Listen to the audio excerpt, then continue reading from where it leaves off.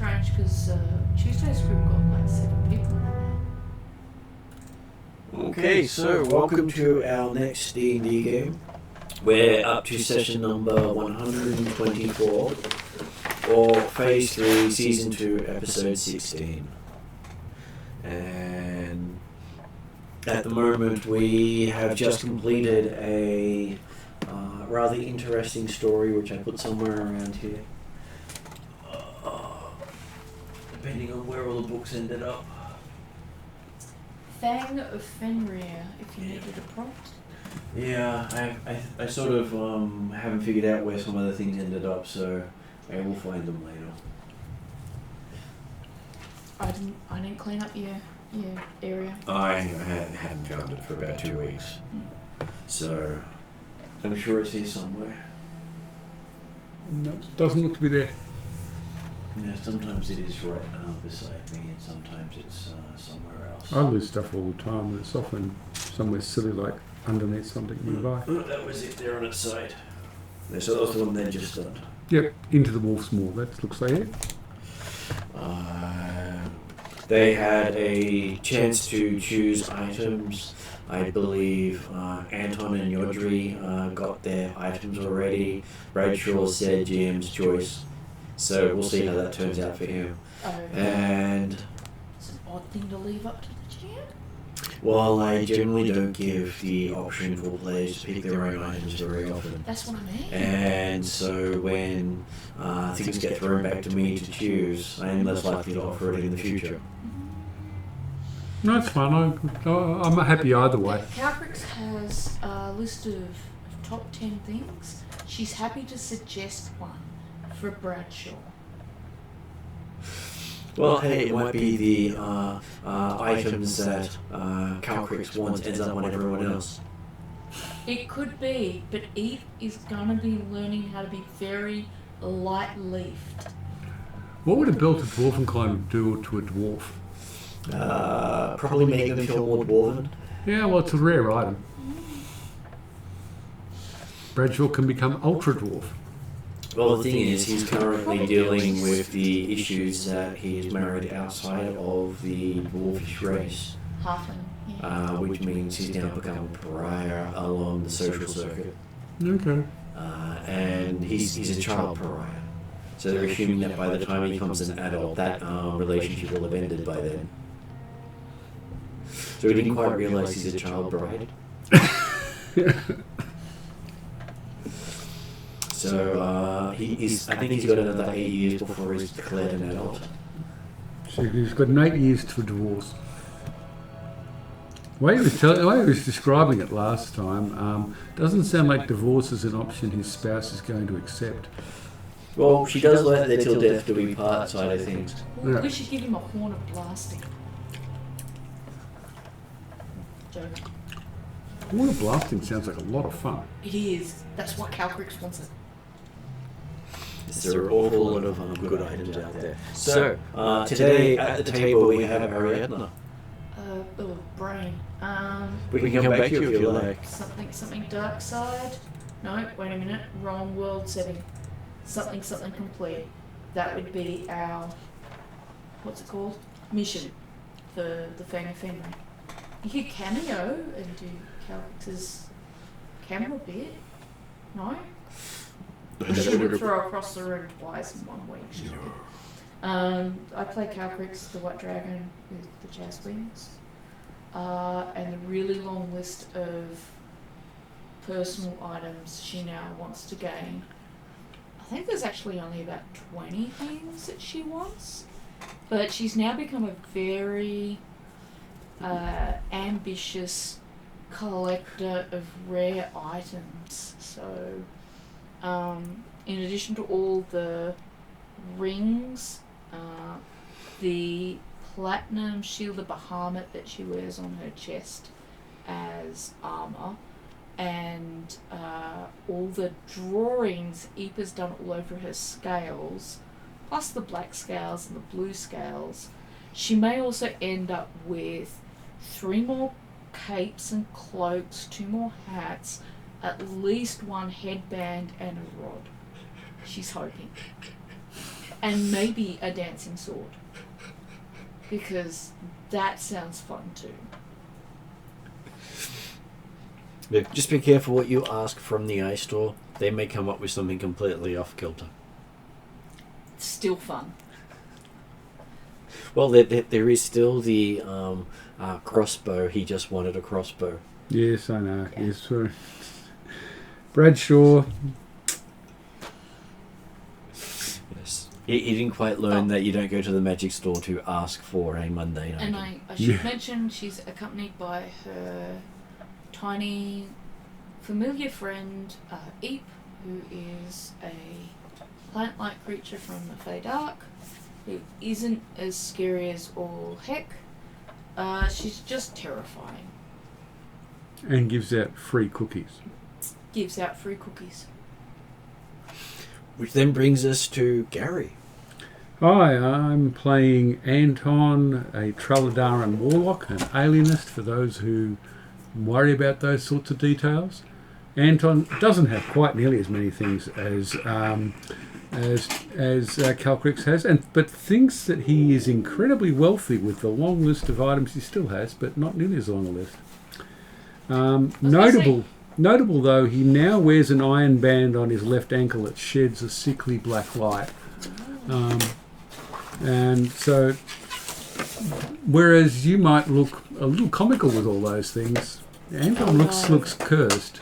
I've got charisma up the wazoo. I look brilliant, Oh, yeah, no matter how brilliant. ridiculously I'm dressed. Okay, I look more like dangerous. Not quite the right word. Superficially looks dangerous. Superficially. I say, considering that you accidentally killed an entire tavern just by using intimidation, you're more than superficially Look, dangerous. that's the helmet, and the helmet is in the black bag now. Not wearing said helmet. Not wearing it. Okay, so you're going to leave the actual danger to Shiva. Yeah, and I might also note that Calcrix had the highest kill count in the big fight we had. Yeah, she did. This time. Yes, I'm sure there is a dwarf out there cursing because he always wanted to be the highest killing character. Well, you got to turn up. If you know, if you're not there, then you don't get a kill count. You don't get anything. You snooze, you lose. To be fair, during that mission, he did manage to kill like a giant wolf. So. That's true. I know, but that was a previous. But yeah. the size doesn't matter. It still counts as one. Yeah. That's true. Like, yeah, I don't know about the rules of kill counts. Yeah. You learn it from watching Lord of the Rings. Okay. Well, is a swarm, if you take out a swarm, is that one or is that 1,000? Well, if it's a swarm, it counts as one. Okay, all right. Look, Anton is not going to participate in kill counts. He has enough blood on his hands already. He does not need more. I was going to say, and if we continue this heated debate, the other players will not be able to introduce their characters. Okay. Which brings us to online. We have Josh. Hello, I am Josh. I play Svilland, the Paladin.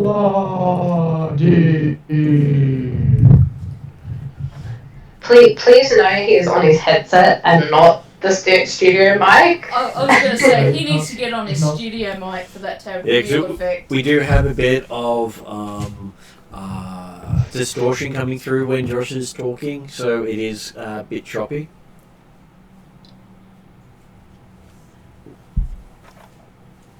And next online we have is M.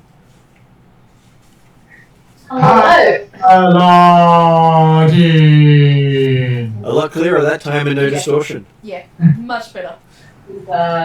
He's on the studio mic now, which means I can use. Yay! I play Zal, your ever lovable cleric wizard. Veiled Ranger. There it is, the thing we all know and love. I think we missed that last week. Yep. Because I was so tired I forgot to say it. Yeah, I mean. You also showed up late, I believe. Yes.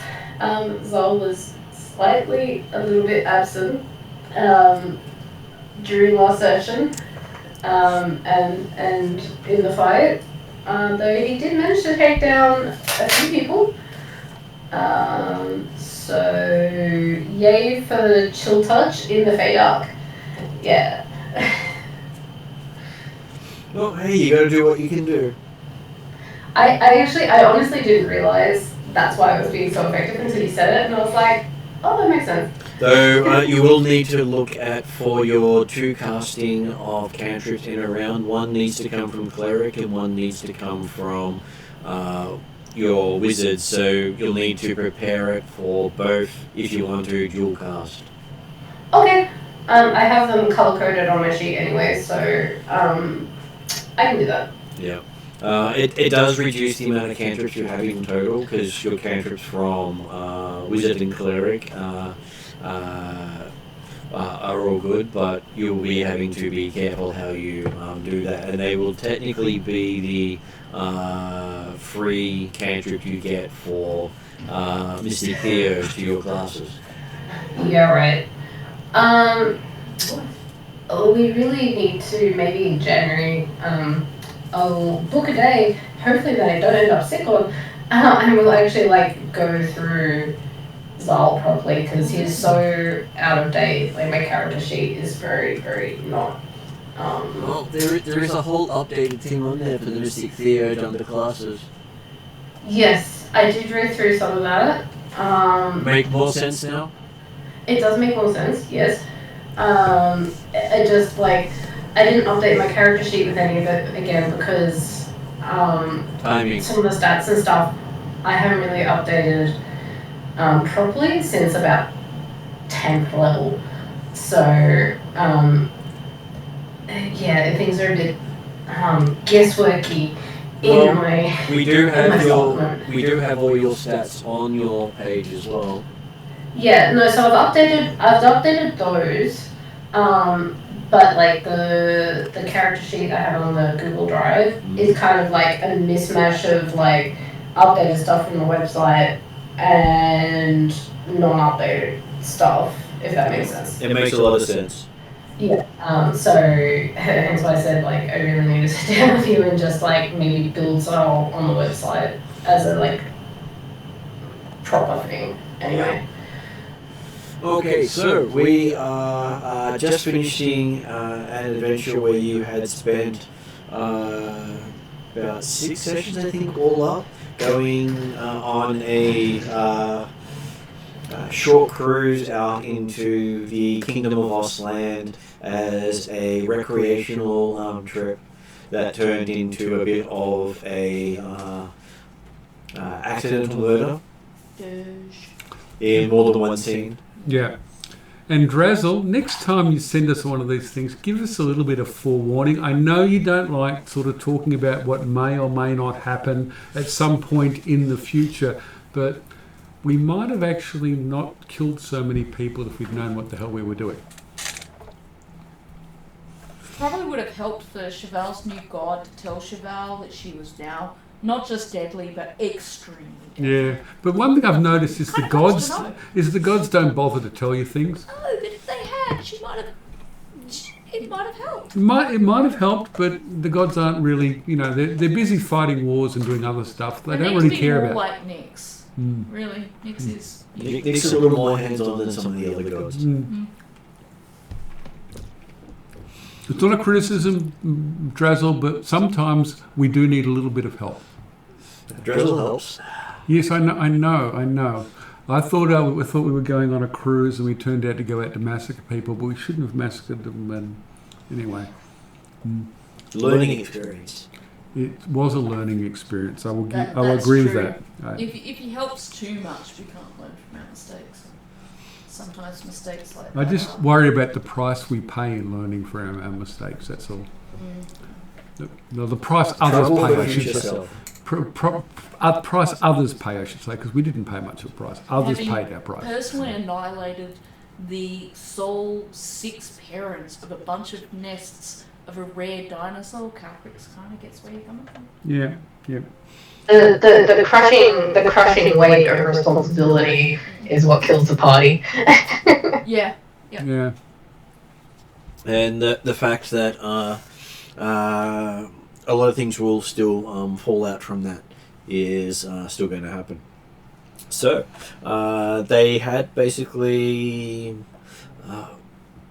they had taken out a scout fleet for the Theatan Empire. They had annihilated a bunch of inexperienced youths. They had wiped out the cult of Fenrir on Ostland at this time. And they also cleared a tavern of undesirable people. And destroyed a big tooth. Mm-hmm. So you, overall, you saved the world from Ragnarok. Yeah, it's good. You know, this is the second time we've done something to save the world. That and the Primal Titans. But the one we're supposed to do, stop the Master, we just keep avoiding that. Well, it's kind of an iterative one, that one. Is it? No, we just lost to Josh, Oh. which means we lost an M voice. Okay. No, that's okay. I'm still on my headset. On my phone. Sorry.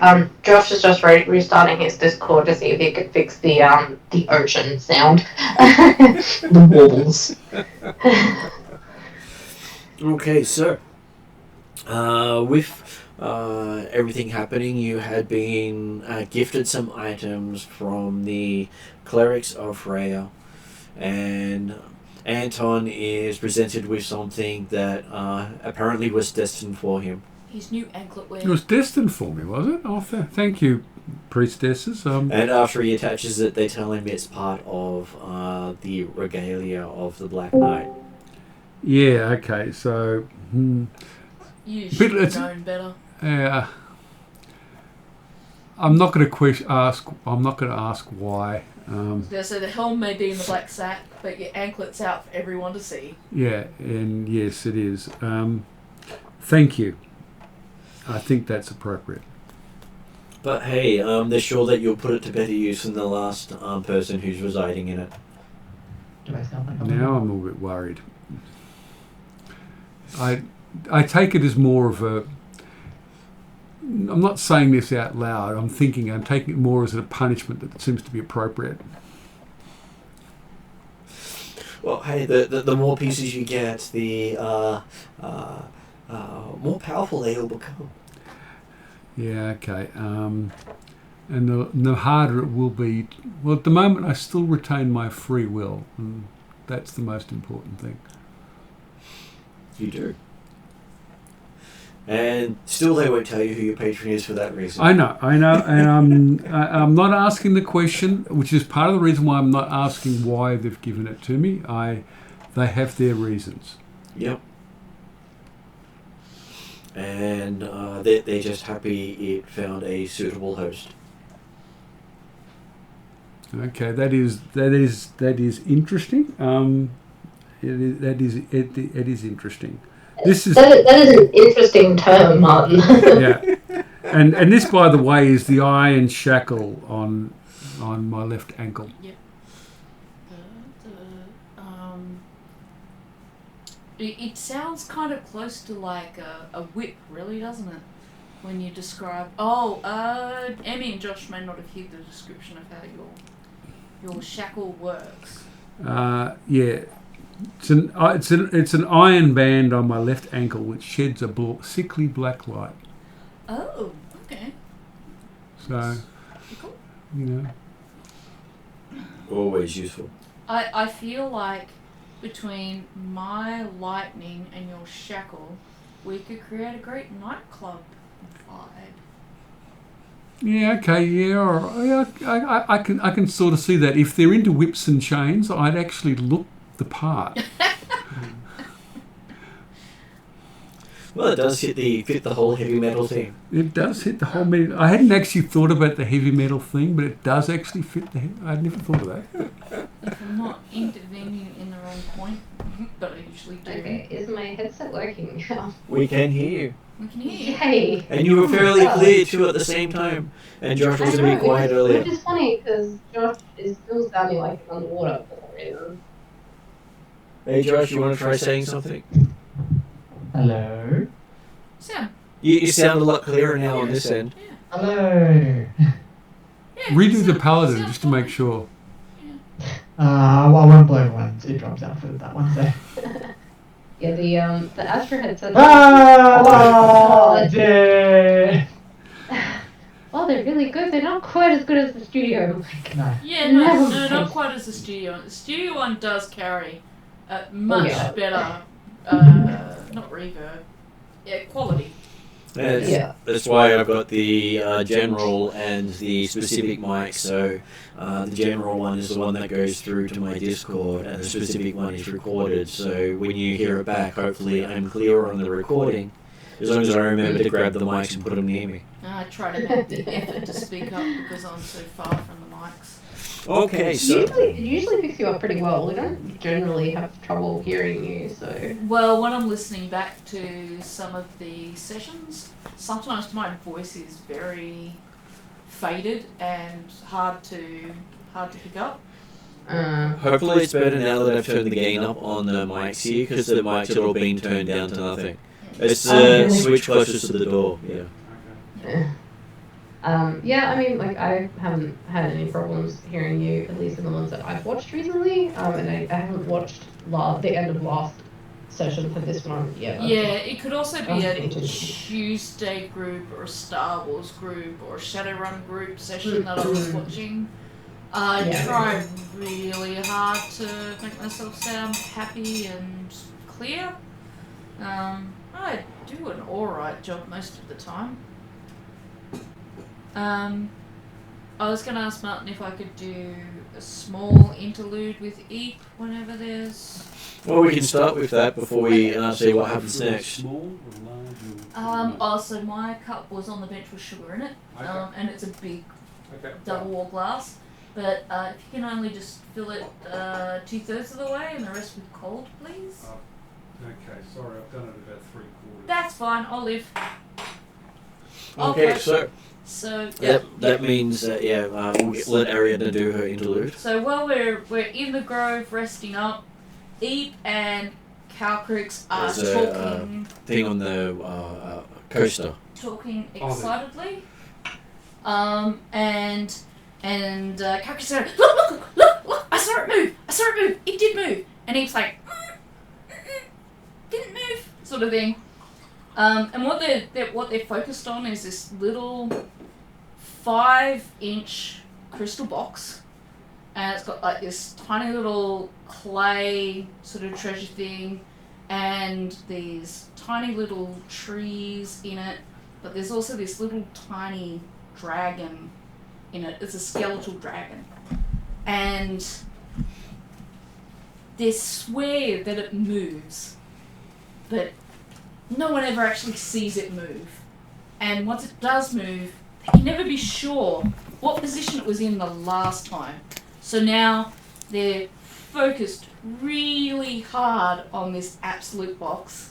And while they're doing it, Eep reaches a vine around and tweaks one of Calcrix's ears. And Calcrix jumps up and squeaks in absolute fright because she's so concentrated on the skeleton that she didn't realise that Eep was sneaking up. Once she realises that it's Eep, they then start playing chase around the grove, as she pretends to angrily run after Eep for tricking her and scaring her. So the grove is filled with Calcrix and Eep playing chasey and laughing. Good. We need more laughter. With a draconic diorama kind of not forgotten entirely, but just kind of left where it is. And I wouldn't be surprised if the GM says it moves as soon as they both turn and run away. Just that no one ever sees it move. Yeah. It's one of those funny things. It's a cute little item that I don't know why I've got it, but I do. I think because nobody else wanted it, and I'm like, it's got a dragon in it, I guess I can have it.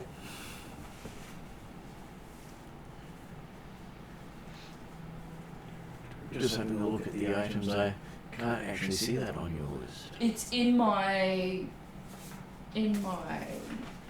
Where's my list? There's a list. It's. I just had it. I was just looking at it because I triple checked I got it before I did before I wrote up the little scene because. Here it is. Because Gary was commenting that a little bit of levity is sometimes It's nice. always good, yes. Yeah, so I've got the Draconic Diorama, the Endless Sax, Bird Mask, that kind of thing. I really need to actually send you this list, but you know how my other laptop fell over because Word and all the updates weren't working? It happened just before I managed to save and send this to you. Okay. So, I'll have to remember to make sure you have one of those. Yeah, I should just try and take a photo maybe even, or try and retype it up. That'll be an interesting one to ask the support worker. Can you type up this list of stuff my dragon owns? He's a Hungarian support worker. I'm pretty sure he's going to look at this list and go, what? He's into science fiction and fantasy stuff, so it wouldn't be too far out. Look, maybe it won't throw him that much to type up on this. Okay, so you spent just over a week in the Grove recovering from the horrors of the Fey Dark. Okay, good. And enjoying a bit of levity and enjoying really fresh food and relaxation, sunshine, hot baths. The stuff that we thought we were getting when we were going on a cruise. So it's almost like you've had a retreat. Yep. Wellness retreat. All catered for by Druids of Freya, who basically keep pushing people into the baths to relax if they sound too excited. The Calcrics and Eep do not need help.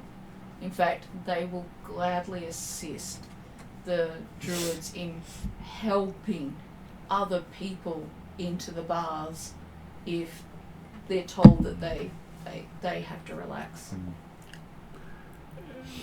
Much as I'd like a bath, I try to avoid it simply because I'm not sure that my body's not really that. It's rather awful to look at, so probably best not to. There's something to say you can't wear like bath robes into the baths, like a swimming outfit. Kind of thing. Or maybe at night time when no one else is around. Or maybe you just wear clothes like like they used to do about 60 to 80 years ago, where it's like a full length. Yeah. Where they wear like it seems like defeat the purpose though of a bath, doesn't it? Not if it's to soak. Yeah. If you want to soak in the warm water, you still get to soak. Yeah. And they don't have to be like tight fitting. Or I could just cast darkness and sit there in the dark. Yeah. Well, look, you got that kind of talent. That would work. Yeah, I'll sit there in the dark when I have a bath. But Proshka's always ready with a set of cards to play with you. Okay, all right, fine, Proshka. Like Proshka's not in the least bit perturbed by darkness. Eep's gonna hand you cookies. Okay, thank you. I don't think Eep would really care what I look like, so no. Eep's probably seen worse. Eep believes scars build character. Yeah. Okay, well I got a lot of character then. Character looks like kids. Look. Literally has had kids draw pictures all over her. I know. And she's 5 different I colours. know, and that's good. I don't think anyone's going to complain about that. You're a walking happy wall. She's not judging. Or flying happy wall. Flying wall. Flying artwork. So after a week of relaxation, the Druids are happy to offer you a trip back via them. If you just can say where you'd like to go. Yeah, okay. I have absolutely no idea. What does Redrin want us to do? I've lost the thread of that. We need to get back to things we're doing for the Master. We had like returned to say, outside of playing with Eve during this week, I'll be doing a lot of reading Let's see. on a more serious note.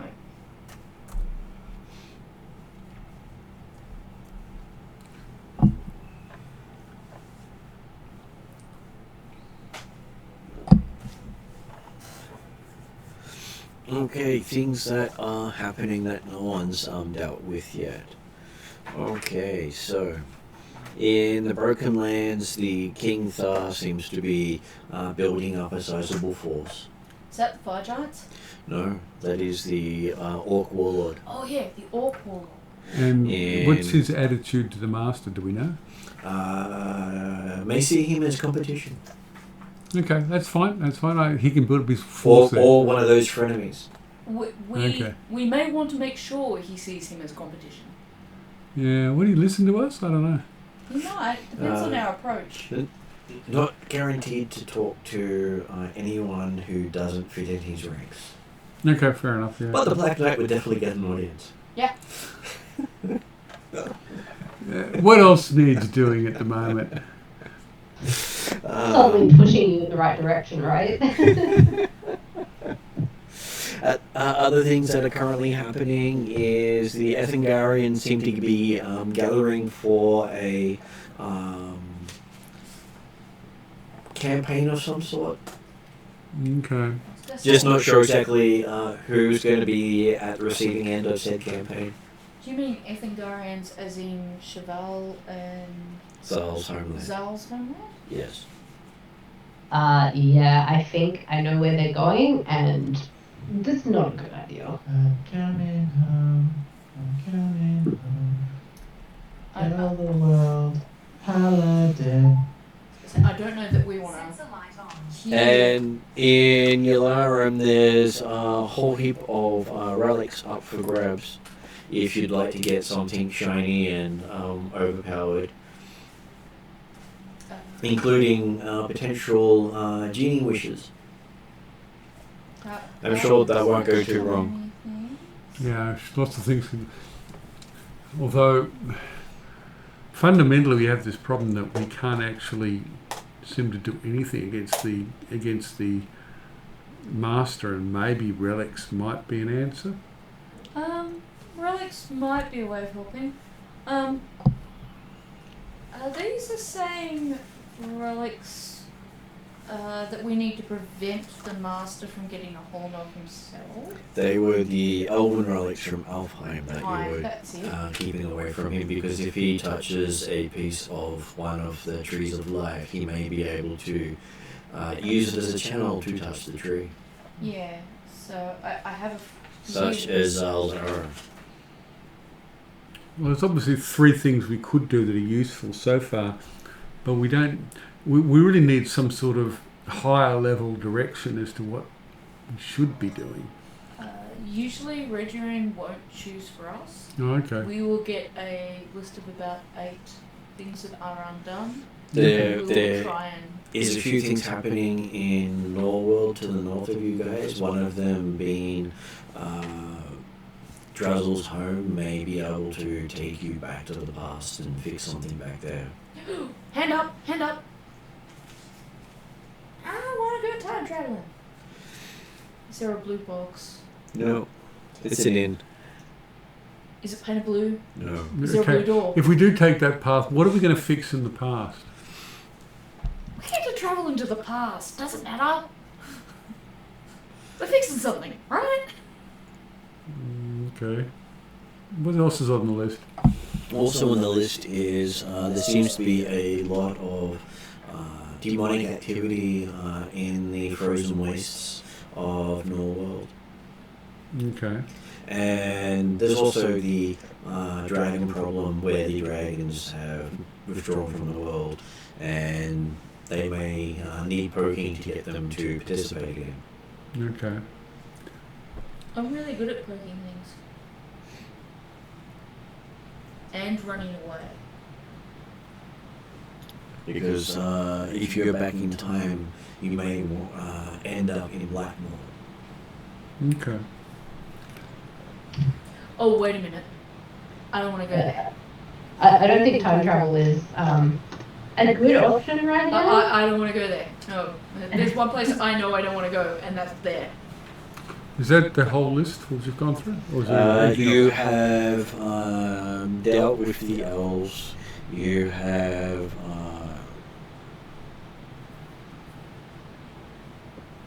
dealt with the shires. You letting Lantry do its own thing. Arendi is being dealt with. Karamikos is being dealt with. Minrathad is problematic. You guys have been dealing with the Northern Reaches. Rockholm is out of your guys' reach. Shadowlands is something you haven't really tried. There's a fiend presence down there. As some demon lords have gotten loose. Okay, that doesn't sound good. Drazzle, I know you won't say whatever your reasons are, but is there something you think we should do? I know you won't give any reasons, but... Save the world? Yeah, it's sort of like it's a big job. Were there just 4 things on that list? Or I gave you... It sounded like more than that. I should be writing them down. The main one... normally I do. You can find most of these things with a bit of a breakdown on them by going into where is it? Campaign section and click on Friday's season.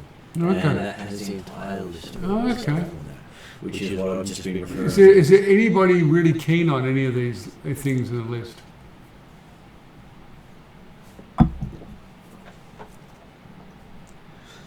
Or you could go and help the Sylvan Realm fight a war against entropy. I think I'm not sure would be much help. So, can you go through the things again? Okay, so starting from the top of that list, we have Ethengar was gathering. We had... Which Cheval and Zal said they think they know what's going on there. And so, do they think we should get involved, or it's all good? It's not good, but I'm not sure whether getting involved is a good idea. Okay, right, next on the list. Dealing with King Thar and the Broken Lands. Well, that's the Orc Lord, isn't Black it? The Knight Orc we Warlord. get an in for. Then Then you have relics in Yularum. right, that's the elven artifacts that we want to try and No, get. not the Elven Oh, artifacts. okay. Basically, the relics of Nithia that keep resurfacing. Okay. Yeah. Right. Of course, they don't say Nithia because Nithia doesn't exist as far as most people are concerned. So the Nithian artifacts. Yeah. Then you have the Shadowlands with Demon Lords. You have Norworld with time travel, frozen wastes, Yeah. and dragons. Yeah. So lots of things can be done in So- Norworld. Shadow Lord. What was that with Shadow Lord's one again? The Shadowlands is with the Demon Lords. Really scary place. Eep is really useful there. It's not a bad thing that she can drag them from their plane of residence through to our plane and then annihilate them from existence. Hmm. But it is a very scary thing to watch. Well, you've seen it, except you didn't see Eep do it on a summoned creature. Okay. I got to admit, I'm inclined toward it. My only concern is that, you know, fundamentally we're trying to stop the master, and how it would help Well- stop the master. I don't know. A part of me wonders, and it's just a part of choosing our new adventure, but at least in the Shadowlands, I'm fairly sure it doesn't matter how many or who you kill for the most part. Because when Tuesday Group were there, it was pretty much a case of, well, yes, you've got to make sure that you're killing demons. They can masquerade as Yeah, that's something gnomes else. and dwarves and other things. But once you ascertain they're actually demons, slaughtering them is not a bad thing. And this group does slaughtering really well. Yeah, we are good at that bit. Yeah. Though, if you do come across a demon lord that is a power beyond your capacity. Yeah, that's the problem. That is. And there's high. multiple demon lords loose in the Shadowlands. There's also a really, really big monster that nobody wants to deal with. That's escaped from there and is roaming free. There are so many problems in the world, and it's sort It of was like, one of the demon lords broke free. Yeah, there you go. Which Tuesday we'll find out about shortly.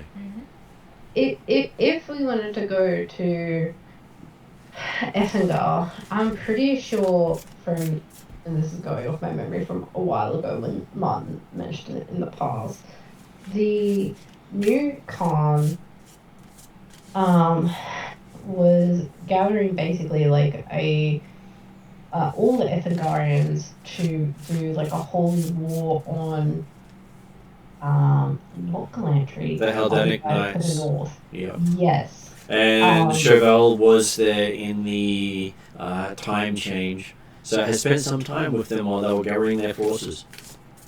Yeah. I personally, as the character from Ethengar, I don't think the Khan is fighting the right people. I might be biased because I also have been trying for many years to get Ethengar on better terms with Galantry. Galantry shut off at the moment, which is a bit unfortunate. But Zol has been trying for years to kind of balance at least two sides of his family who have often been at odds with each other. Maybe once you become a vampire lord, you'll be able to rectify that. Yeah, thanks, Martin. what are our chances of persuading the Ethengarian warlord or warlords to... I probably don't have a very good chance of that. In terms of standing, Zal has always been out of sorts with Ethengar. Because of the magic side of things is... yeah, okay. It doesn't sound like... it sounds like a problem, but not one that we can probably fix, because I don't think any of us are going to have a lot of influence. If Chauvel is on board, we probably have a better chance. So and Zal does get on well with the cleric of Ethengar, but whether they have much of a say in terms of this... You're also talking about trying to divert them from what's basically their racial enemy. True, yes. So they have bonuses for fighting Haldanic Knights. They have a hatred of them. And recently, a bunch of Haldanic Knights came in and assaulted a bunch of the Ethengarians, killing the entire encampments they came across. Yeah, it doesn't sound like we can make peace between them very easily. The only way you can make peace between them is to get the leaders of both factions and treat them like naughty boys. Yeah, I wasn't saying like making peace, but just being like, yeah, like that. Like, you get in your corner, and you stay there. Bad people. Then there was the Altar, if we're not going to do anything. I kind of think the Shadowlands is something that's, although it sounds extremely dangerous, it sounds like something more suited to us. There's a good chance we'll find ourselves punching above our weight, as the saying goes. Well, the demon lords are active because the gods' eyes are elsewhere. And the demon lords are all gods. So our role, would that be, Martin, more of a case of trying to herd them back to where they belong? Trying to figure out how they got into this world and shut it down, and then send them back. So if you guys decided to do that, Calcrix has a journal from Tuesday where they spent about 3 or 4 sessions there. The GM will give you the hint that it's a tier 4 challenge to actually succeed at. And we're What does tier that 3? mean?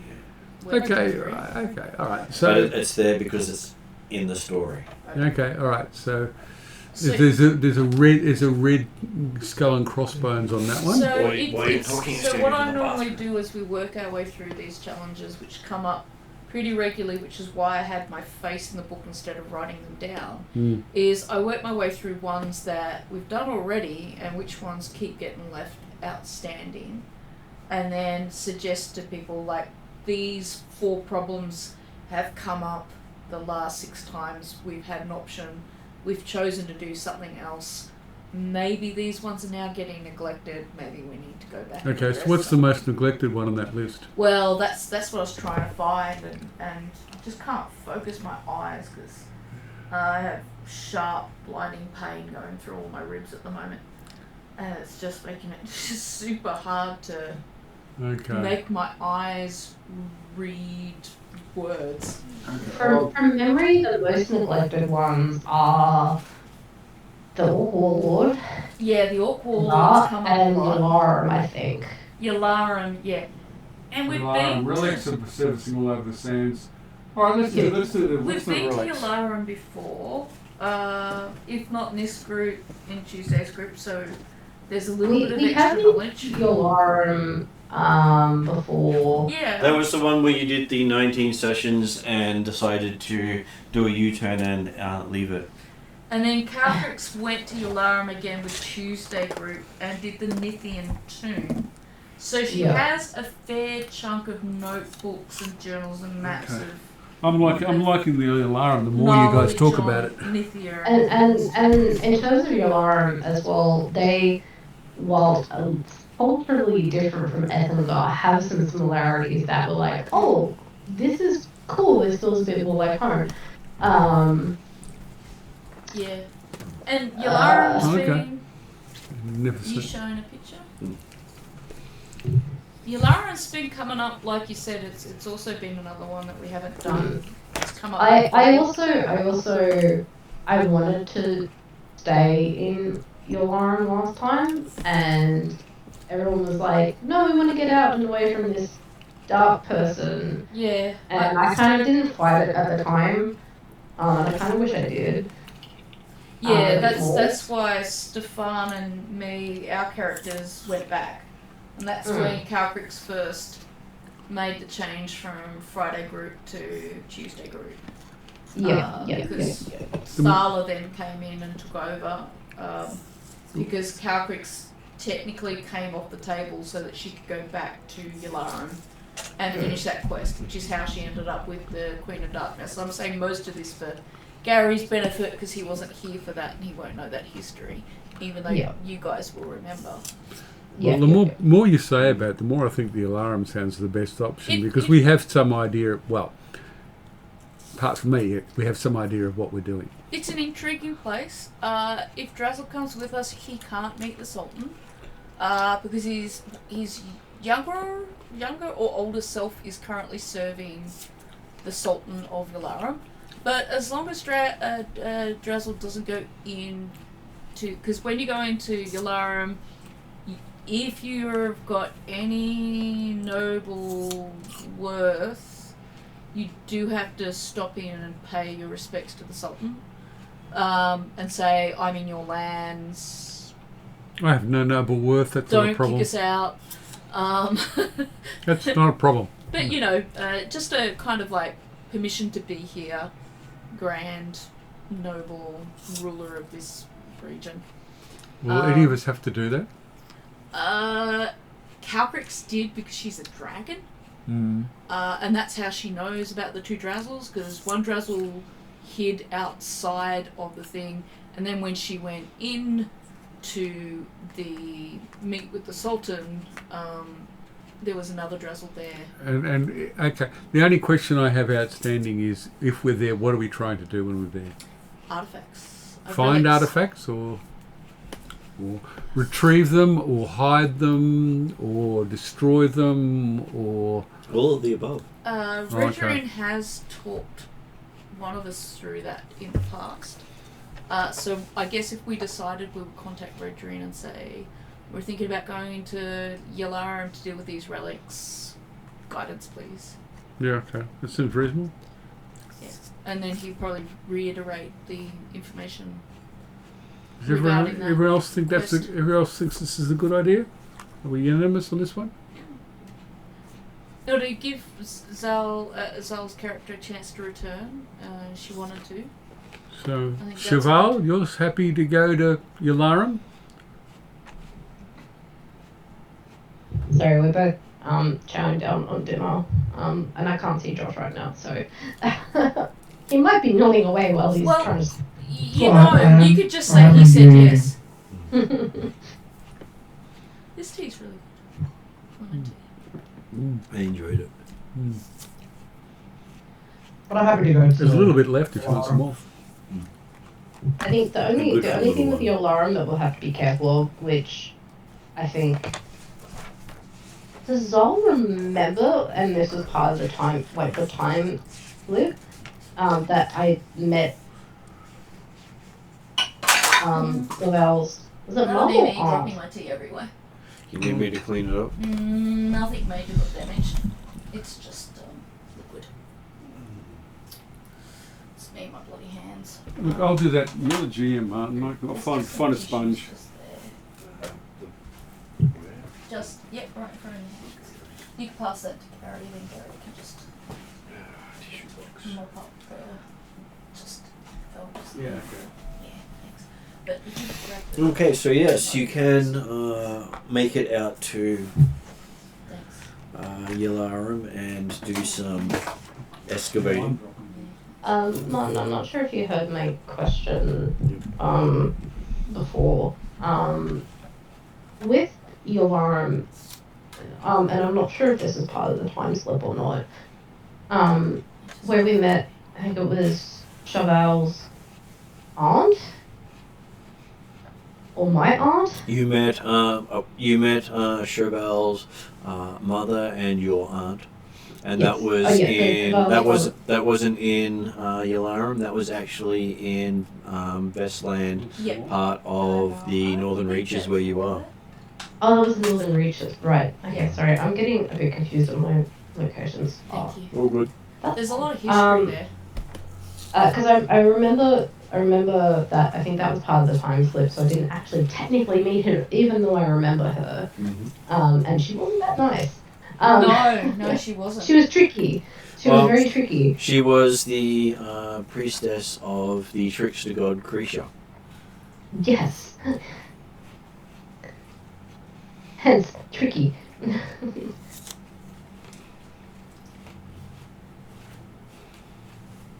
But yes, I remember meeting her. She will not remember meeting me, and I would very much not like to meet her again. If I can avoid it. Well, she is family. I know. Alright, I I found know. the last time I looked at this list.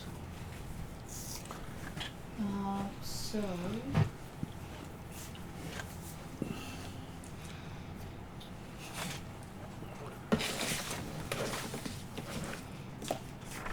And the last time we looked at this list, Martin pointed us to the seasons link again. So,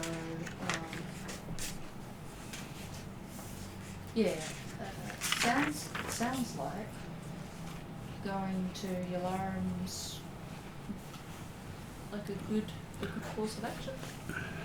And for my self-interested reason, I expect there'll be no signs of the Black Knight there. It's the Nethian artifacts. Nethian do deal in things like books of the dead. And the Traldar, who the Traldar are descended from, were Nithian. I was just going to say, and I believe that's related to the Traldar, and I believe you're a Traldarian. Oh, So Traldarian. you may find yourself surprised. All right, okay. I will live in naive hope. Yeah, I'm the same.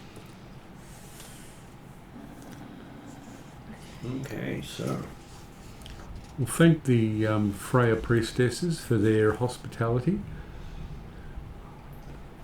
and for all the bars. Particularly those hot, salty bars. Those ones were just so good. I could spend all day in those. basically it made you feel cleaner than you felt in your life. Okay. Calcrix, she will ask the clerics of Freya if there's some gem people whom she can do some trade. She needs to stock up on some. They don't have any here, but in Yalarum you'll definitely find me. she also would like to know, especially since their clerics is there, she needs to stock up on. Oh, gotta look up the stuff. Not turmeric. Saffron. She needs to stock up on some herbs and things, in particular saffron. And they do have saffron available to you. She will offer them. Considering how much I've used it, 300 gold pieces of saffron, please. They do. I need to remove that from my bank account. 300 GP. That true sight, 25 GP every time she does it. Yeah. Uses saffron. There's a reason why I have things that have no spell, no cost per component cost. Because I'm broke. GP's not so bad. But she also has an orb that she can do it as well. Yeah. Okay. Yeah, but I've used it quite a bit. For I actually have almost no money, so I can't afford to have those sort of spells.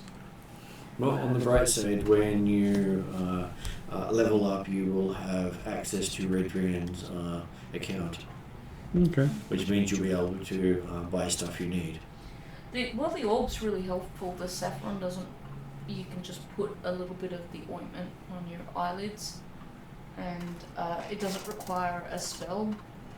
So, and she can have a little pot of it made up and just swipe it on. It's very easy to do. She will thank them. Do they happen to have any parchment of which she can make some books or any books? They don't have a lot of parchment out there. Okay, that's fine. They do recommend Yelarum. because they have some of the best markets. I just figured I would ask before we left. I have a checklist. Whenever you're meeting up with people and there might be markets or supplies, resupply. Okay, so with that in mind, they do take you to one of their big trees. Calcrix will give the head priestess a little carving she's made, just out of some gemstone, not expensive gemstone, but it's really nicely carved tree. The priestess is quite happy with your gift. Thank you for the buttons. And she creates a doorway between this tree and other trees. So you can sort of see the internals of the tree just seems to open up, and it creates a passageway inside. It's pretty amazing. The cleric of nature is very interested in this. And she does say that from Druid Grove to Druid Grove you can take all your items through. Were you to pick another location, you would find not everything will make it. Wow. There are limitations on travel magic, she says. Oh, of course. How do we know which grove to go to? She has picked. So you've just set it up for us, so we will go to the... Well, it's her spell. Yeah, okay, fair enough. That's good. That's all I needed to know. Calcrix just double checks and holds up her bag of cookies and goes, Yes, she says that will make it through. she pulls out a cookie. She happily eats the cookie.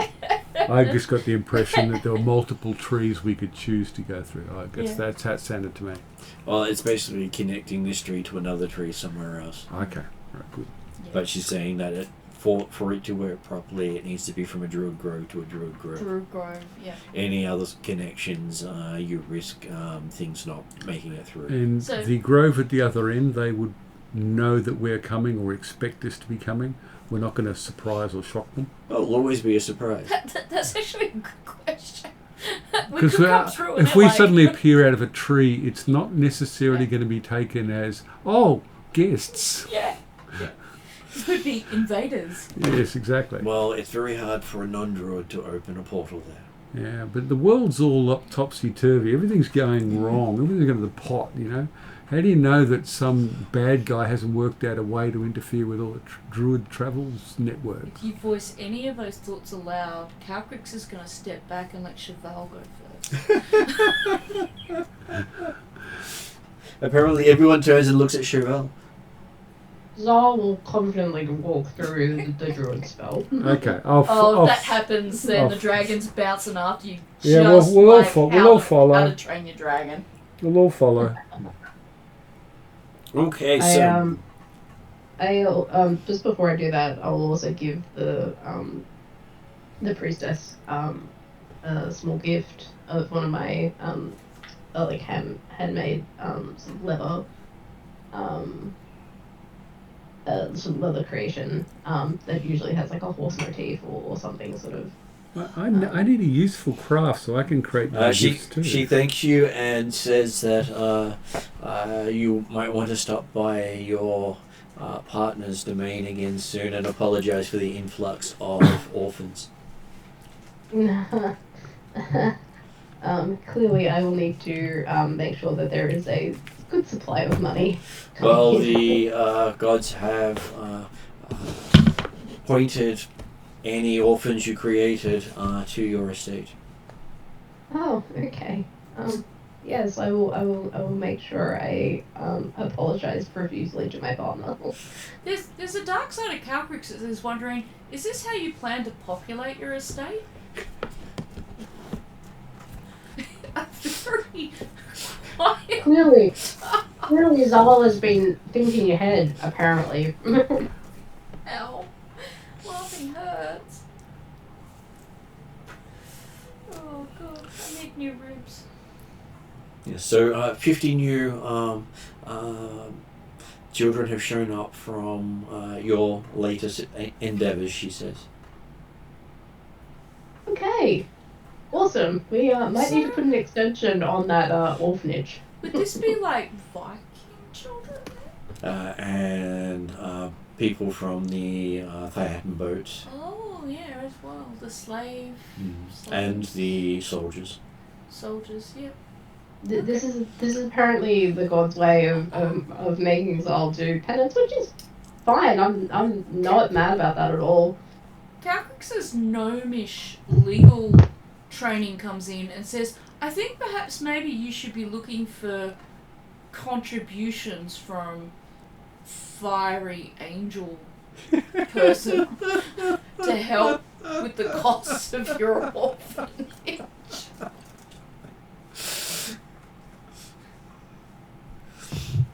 That's alright. Zal doesn't tend to use much money, so pretty much everything he mostly owns mostly goes towards that. So that's when strangers show up and go, why are there 6 orphanages here?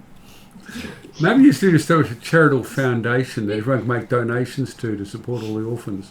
It's not a bad idea. I mean, my partner is technically very well versed in business and that, and has probably picked up a few skills along the way. So already has this sorted. Yes, but I think I would very much heed the advice of the cleric of Freya and actually help in person soon, very soon, by the sounds of it. But that was a nice little side thing for you to go as you're walking into the portal. So it's definitely one way of populating one's estate. It is, but not always guaranteed to work. But if they're all children, I'm not sure that that's actually... Well, it's certainly a lot of people, but... It's future planning. It's legit. Yes, but what I gotta be careful of is that there's enough trade or things that they can learn so they don't become flunks further down the line. Yeah, that's true. Yes, because you're responsible for how they turn out. Yeah. Mm. Well, your partner seems like to be a fairly good influence, so... And he does have the backing of devils. Mm. Okay. I was about to suggest that it might be a good retirement project for all of us to go and, help teach your orphans, but if there's a whole lot of devils involved... Well, that's true, because Calcrix has like... They are friendly devils and they're often persecuted, and they are welcome on my land, so... Okay. There is that. And she knows a bunch of languages, so maybe there should be some downtime on Zal's estate, orphanage place, like passing on skills to it's one of the few places that opened orphanages to all in need. Okay. Yeah. Sounds like a shining light in a dark world to me.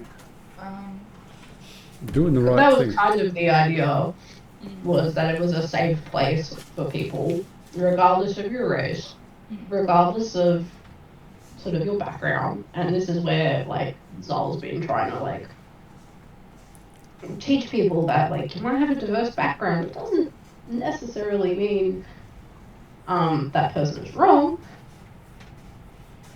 It's just different. So I'm hoping that works out. Well, hey, you've gotten it running so far. But yes, I think Enough that the gods have noticed it. well, yes, and that's where like making sure it stays on that good path, and that they have the support and they have the people. That yes. So yes, if we can do a side track onto that at some point, that would be nice. Where is it in relation to everything else? I'm just wondering how easy it would be to do a side trek there. Well, I will open up 2 images and show you. Okay, so you're currently up in the top corner over here. You may as well change them up so that you can see it a bit better as well. You're currently up in this portion of Ostland. And the alarm is this big red blotch here. Zal's place is somewhere down here.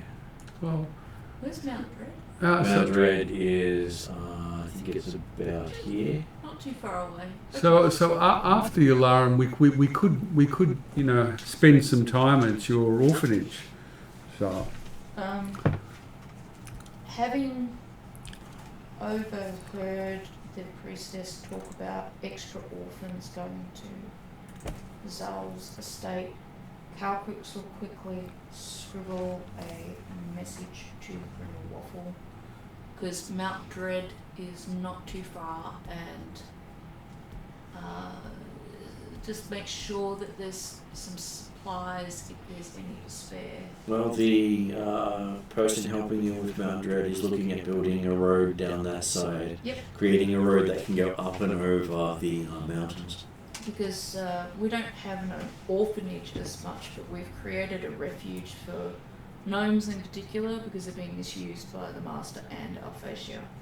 But also half races and the ostracised, people who are ostracised and things like that. So they've actually got quite a big work group there, and so they're building up food and just basically trying to give them an independent border province, so they're not relying on other people. And Tuesday Group just managed to grab themselves a artifact that can restart the gnomish Sky City. Okay. Yeah, it's gonna be fun. Having found out that it created 2 of the 3 suns of the solar system. Okay. And that there was only one person who could hold it, otherwise most of us would open up a direct link to Ixion and possibly help him win the war. It's unlike being a cleric, it was literally Haldy's essence. Okay. So if you commune with it, you're communing with him directly. That's why they don't let a lot of their artifacts wander around the world. It's like constantly having someone yelling in your ear. Okay, so you find yourself coming out in the Druid Grove in Yalarum city, so the red location on the map. Though the sad thing is the maps label the city the same as the nation in a lot of cases. So there's nothing to uniquely identify it as different. So I just tack the word city on the end of it. You mean something like New York? Mm-hmm.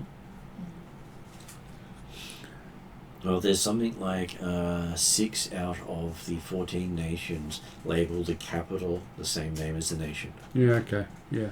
You can always put something in front of it, like Republic of or something. Oh, I can, but it's also a lot easier if I just do that. Yeah, fair enough. Look around. I've never been to Yalaran before. Okay, you seem to have come out of a really old tree. Okay. It Wow. has a feel of something that may be 500 to 1,000 years old. Wow.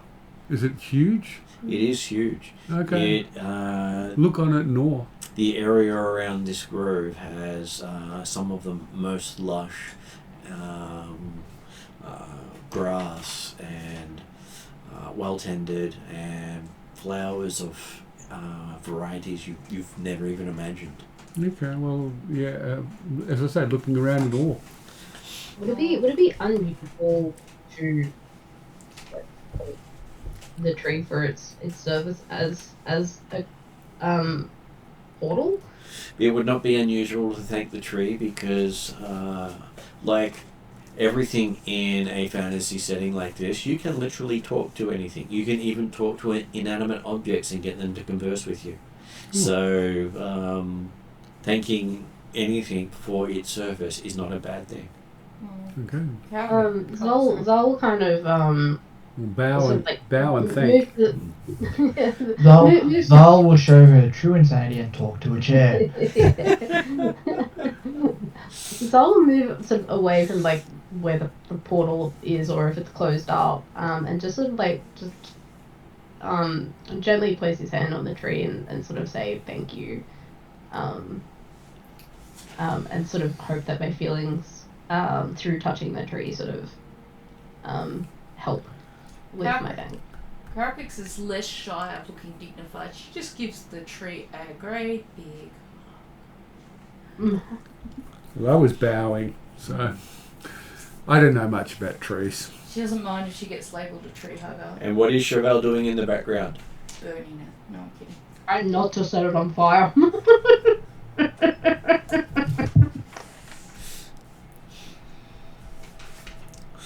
Or is Chevelle just imagining setting it on fire? Cheval is imagining happiness at this point in time.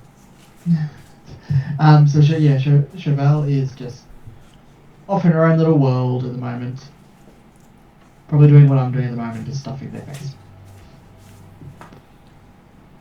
Apparently you have lots of cookies, courtesy of Eve. So you're that character in the anime that always seems to be eating food? Yep.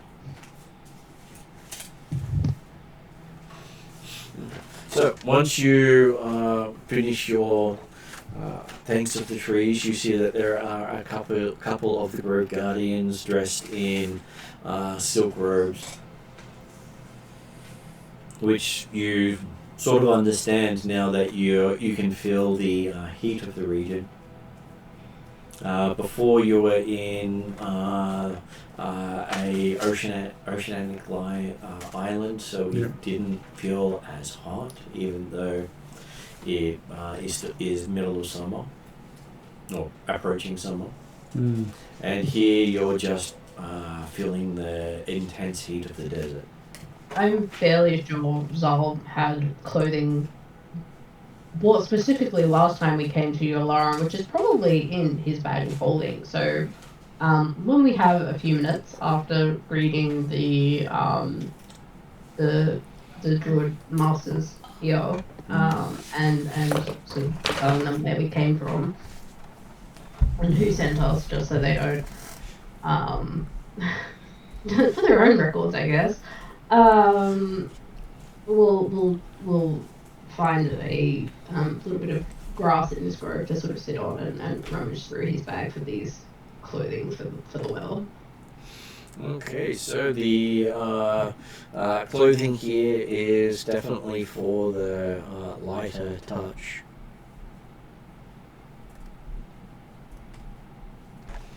And does anyone else have clothing for warmer environments? No, I can't actually change out of my clothes. I just forgot about that. I couldn't actually take off. I can't actually take off, so I hide. So yeah. Crits. No. I just have to put up with it.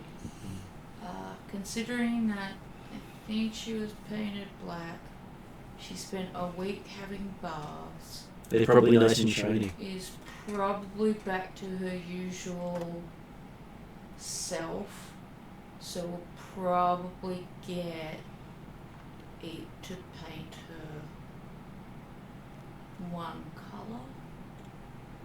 Her knowledge of Yularum, does that suggest there would be one colour preferred over other colours? It might gain a bit more respect from people? Metallic colour would definitely get respect. And of course, who's going to say no to a shiny gold dragon?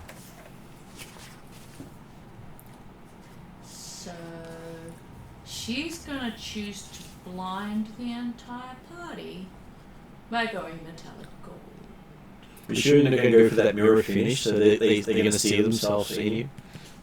Eve is polishing already. She's got multiple vines. There are a lot of leaves there that can be put towards this. But she definitely wants to cover up some of the more telltale Stories. Yeah, stories that she doesn't want to be known to the wider world. Not a change of clothes as such, but... Okay, so while you're watching people get ready, you do notice that Calcriss is starting to look a little brighter than normal. It's fine. As you see Eve slowly painting all the scales to look gold. Eep on, eep off, eep on, eep off. By God, death the infidel. By God, death the infidel.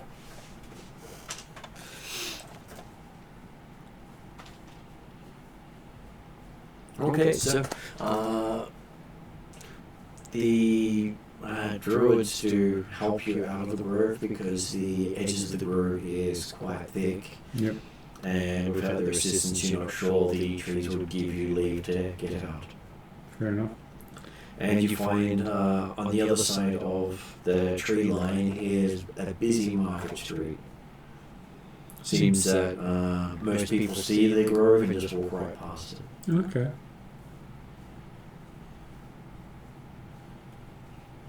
And here the people are extremely colourful. From your background, you feel very much like this is a town of circus performers. Okay. I feel completely out of place because I'm dressed in dark colours, black, drab colours. You dress for the environment of Strahd, whereas these people are just so colourful, full of life, movement. Nothing seems to be standardised. Okay. Calcrick says one very important high priority question. Mm-hmm. Are there any puppet shops? You don't see any puppet shops, but you do see a coffee house. Okay, no puppet shops but a coffee house, I'll take that. Is it one of her outlets? It does appear to be one of her outlets. Coffees are on her. And they do go from mugs appropriate for small creatures to mugs appropriate to large creatures. Okay. And you do see a couple of halflings buying the mugs appropriate for large creatures. Okay. Well, given it's so hot, I'm going to chill my drinks with prestidigitation. It's not a bad idea. I presume, considering this is Yularum, the coffees come as iced coffees too. You can get them as iced coffees, yes. Calcriss is looking on the back shelf to see if her new line of mugs saying anyone that's not coffee go away are out. It does, it even has a dragon-shaped handle. Ah, nice. Okay. She's going to pay for two of those, an Eep-sized one, a Calcrick-sized one, and then ask other party members if they want a coffee cup as well.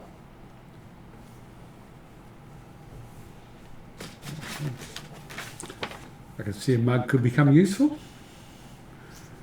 You can have an Anton-sized one. Anton sizes. It says coffee, does it? No, it says anyone who's not coffee, go away. Oh, that's right, coffee mug. With a dragon handle. I have a feeling there's a number of phrases.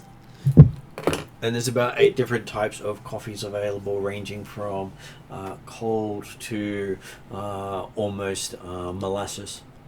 Okay. Molasses, please. Zol will grab a cold coffee.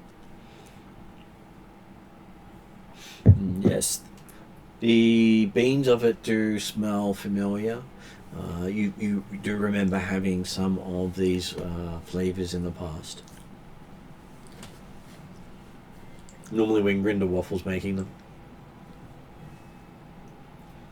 He was brewmaster. He does have the greater access to beans than Calcrix does. He restocks Calcrix's, but he doesn't do it regularly. Yep.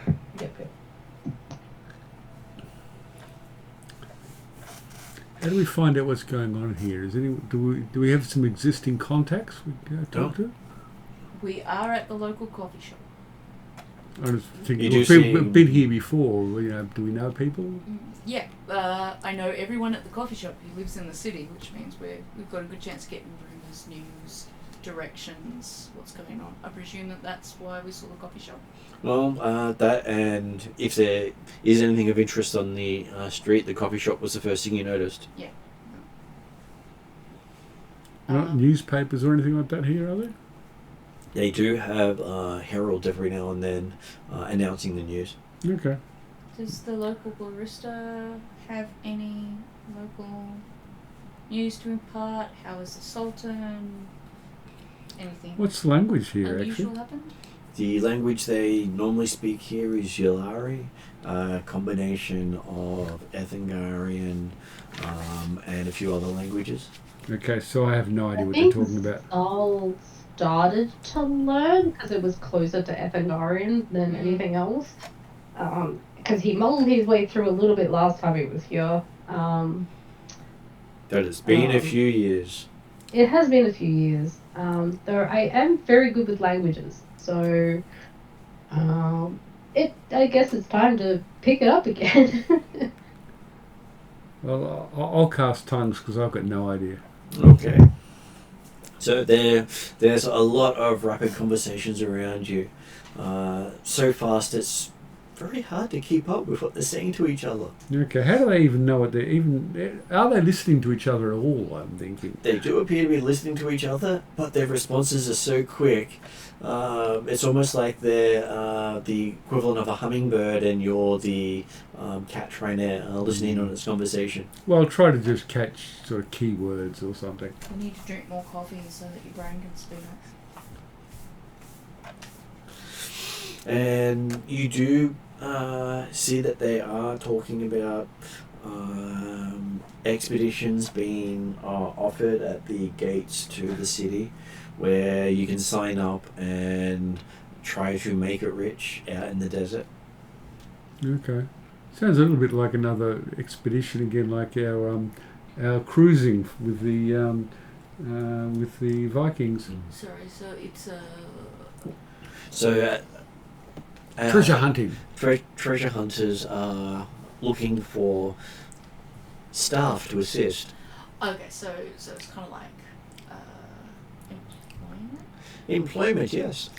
Where you become the trap finder, disarmer, and threat detector all in one. And pay. I'm sure it pays if you survive. So they want you to go and look for treasure. Well, they're going with you, but they're having you do all the dangerous stuff. I see. Alright. And what do they get out of it? Because they're funding it, they get the items that are discovered. Okay. And what do we get out of it? You get prestige for finding the items they discover. What if you wanted to be the one that gets to keep the item? Well, in that case, you would have to fund the expedition yourself. What's the average cost of an expedition? they're not sure, but they're thinking maybe 1,000 to 2,000 gold.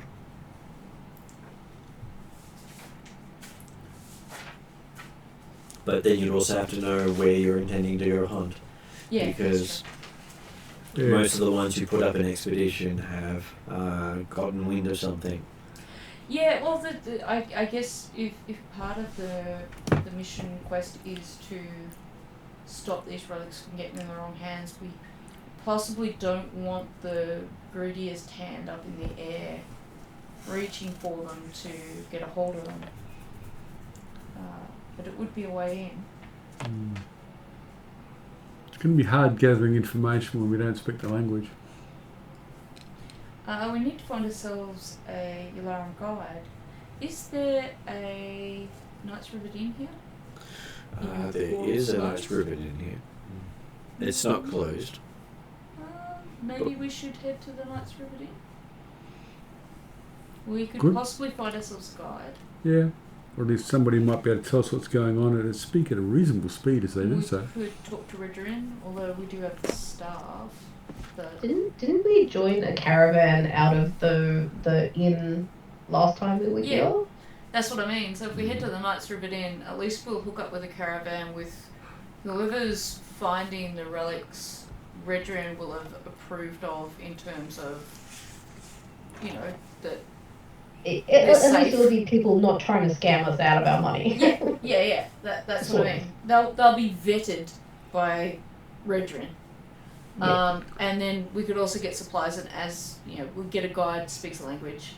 Might even teach Zal the language, since she's got a head start on it. Reteach Zal the language again. Yeah. actually pick it up properly this time. Yeah, it I would be. don't think we got enough downtime last time we were here to pick it up. No, but it would be a way in for you to relearn the Well, language. you did learn Sindasian, which is the language of the cults. Yeah. Bygone. Yes. Yeah. Bygone. Yes, I did learn Finnish, but that's still I did too. slightly different from Yolarm, right? It is. It's one of the root languages like Ethengarian. Right. Which So- is why I think Zal has a bit of a head start, because he knows these other two languages, so he can pick up a little bit more than the average. Hopefully. Because Zal does have like tongues and what's the other one? Tongues is the more powerful spell though, I think. I've got Tongues is more powerful than comprehend languages. It's the other one you're thinking of. Yeah, comprehend languages, sorry, yeah. I do still have both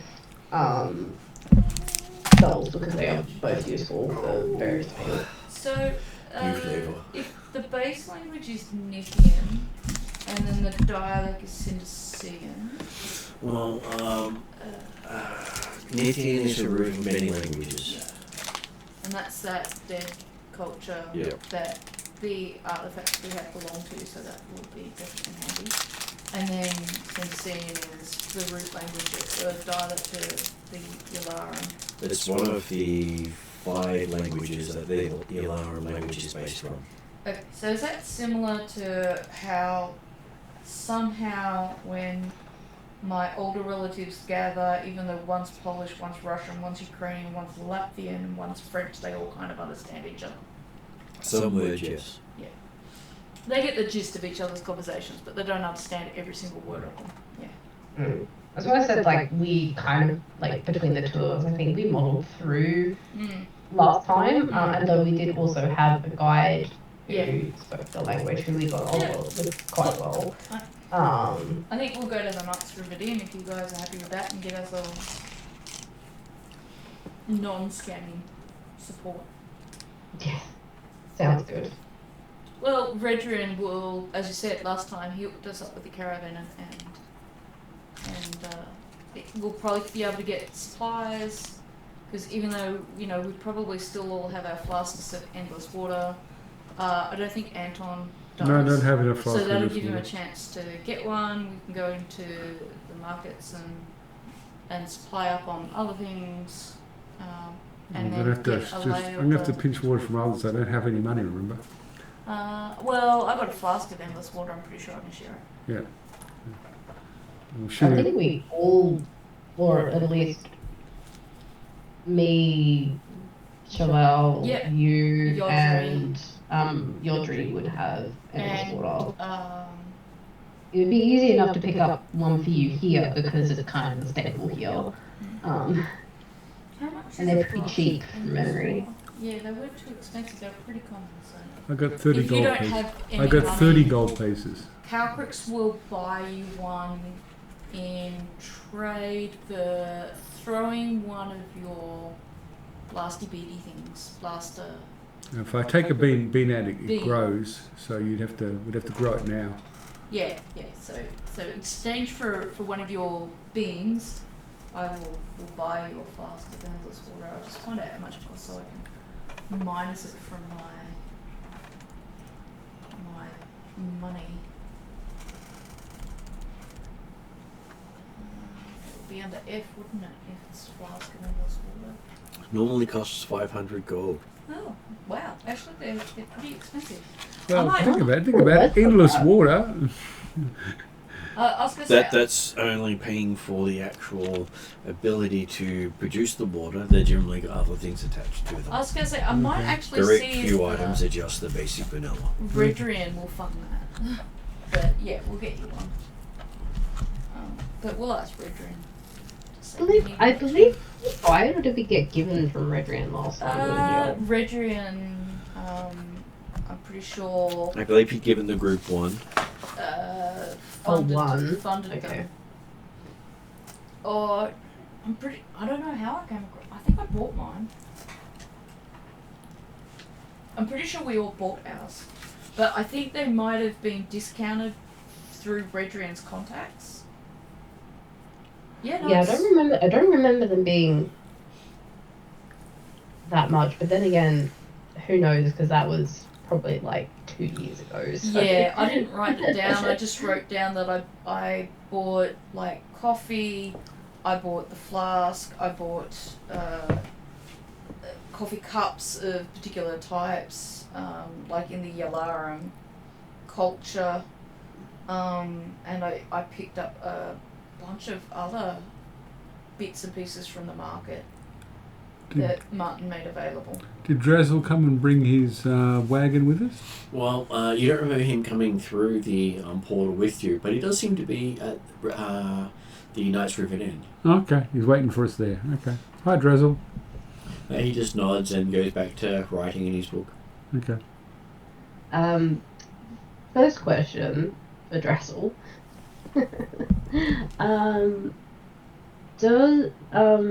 Have our animals appeared here as well? No, he nods. Awesome. I'm gonna go to the stables. Mm-hmm. In the stables, you do find a rather ecstatic Axbeak flapping from. You wanted to interject there? No, I'm waiting for you to finish your thing. I just put my hand up so that I can, when you finish, I can say cue slow motion scene, Axbeak and Zal running in slow motion to each other, romantic music crescending as they meet and hug in sorry. No, I'm pretty sure it's Axbeak dropped there on Zal's face, but anyway. I believe we'll go with option number 2 with Axbeak falling on Zal with the whole death from above. But when I put my hand up, it means I'm waiting for you to finish, not trying to interrupt you.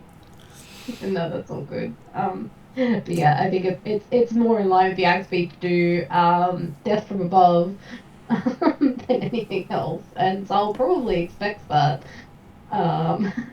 as well. So. And you're actually sure the Axbeak said death from above as it came down. Okay, so we could change the scene slightly.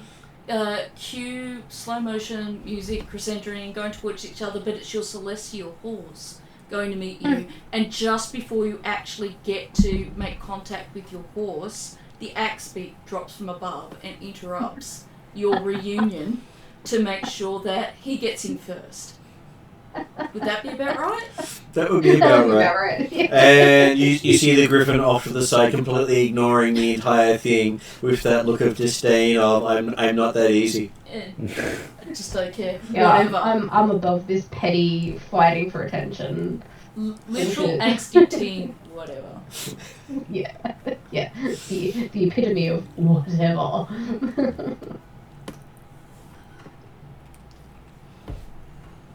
But yes, no, the second one where it's like Artemis, and Artemis probably tries to ignore me because I haven't been around for a while, and then axe beat drops on my face, and then yes, my griffin's just like, "Ah, you guys."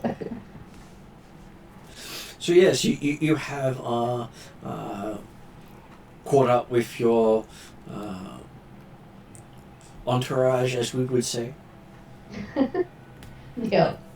Are you the only one who's got like I'm pretty sure Cheval's got a mount, right? Yeah, he does, The but horse called Water, Aqua. Yes, Aqua, I have a horse. yes. I have a flaming warhorse called Aqua. That's right. Yeah. And do you have a ride? No, I don't have a mount. You, I can- you tend to ride Calprix when you need. I can summon a phantom steed if I need it, but apart from that, I don't have a mount. Which means you can go faster than most. Well, then it only lasts an hour, and then you've got to summon it again.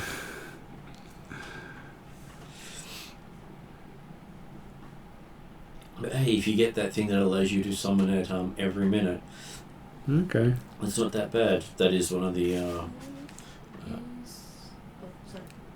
it's one of the things you can learn with ritual. So what was your question? Is Tharlan still with me? My silver dragon from the Deck of Many Things? Yep. If so, I will. Well, he stayed behind at the grove when you went into the Fadar, but he will have come here. Yeah, so just want to check that he's rejoined me. If he has, I will introduce Tharlan to coffee. Or coffee. If Anton wants a mount, I'm sure I know a guy who could provide like a nice horse, or something along that lines. You know, there's things like stabling costs and all of that that would be rather difficult. I'm pretty sure Anton is feet on earth and ground. No likey feet off ground. Yeah, No, that is I'm- pretty much it. I'm sure Zal could get you a horse that doesn't require food and stabling. Okay. That sounds like a Zal pro- knows a guy, aka Zal, who could probably provide you with a horse. Zal's got like 16 animals. It may be, susceptible to holy water, but hey, it will definitely not go where you don't want it to go. It will definitely not go where I don't want it to go. So it'll definitely go where I want it to go. Double Not negative. guaranteed that part, but it definitely won't go where you don't want it to go. Definitely won't go where you don't want it to go. It does- Double negatives make it really confusing. I kind of think that if it's sounding like I could just operate with ritual summoning a phantom steed, if necessary. I mean, the offer's there. If you want a somewhat normal horse as a steed, you know a guy. Somewhat.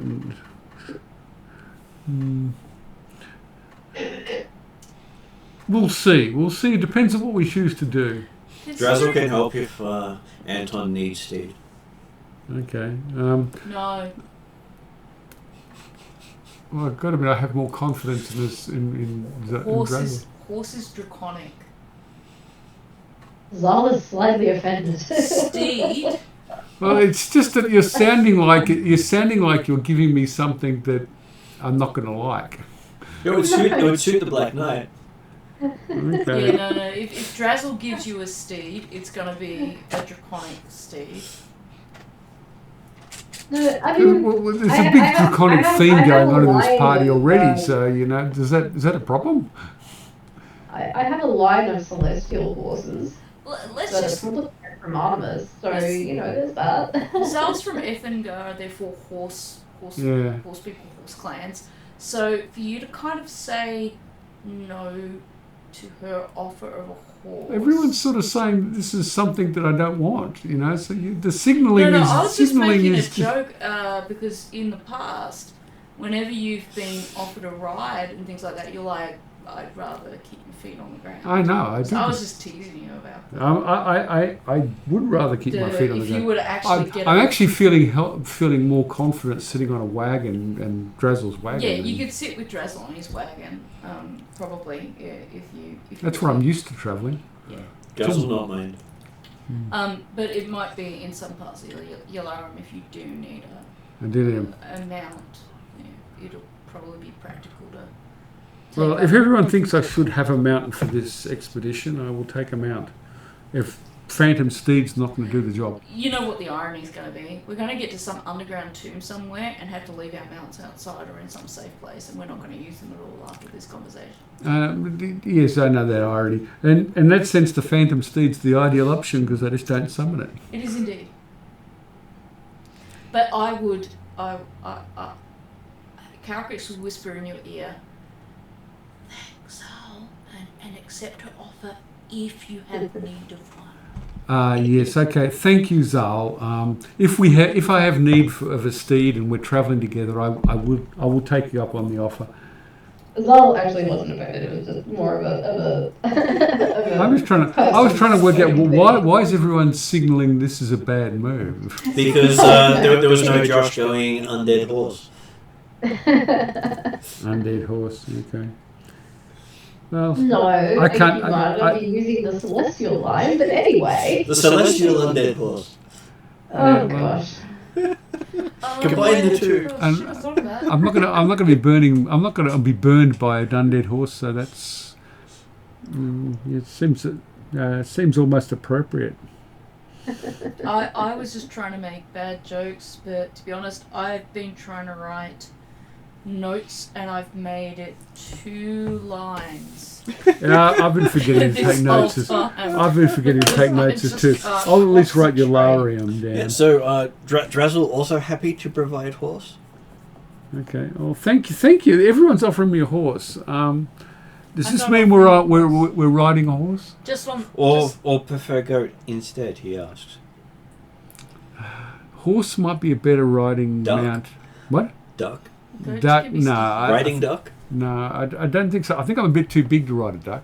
You just get shrunk down to What 2 kind size. of head of a Drazzle can get big duck. Now I'm intrigued. I want to see a big duck. I don't. Well,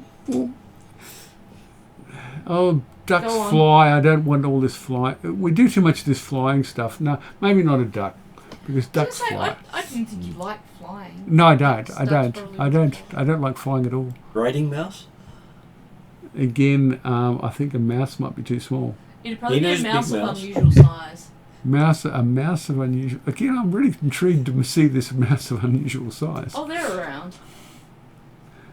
Well, it looks like there's a wide variety of mounts available from which to choose. Should we need to choose mounts? Riding grasshopper? Okay, Oh, well, now you started.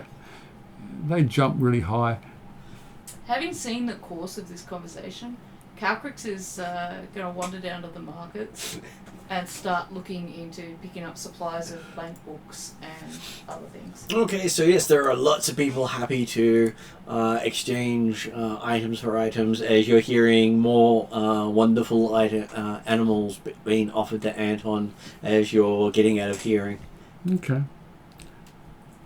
What would I like to ride?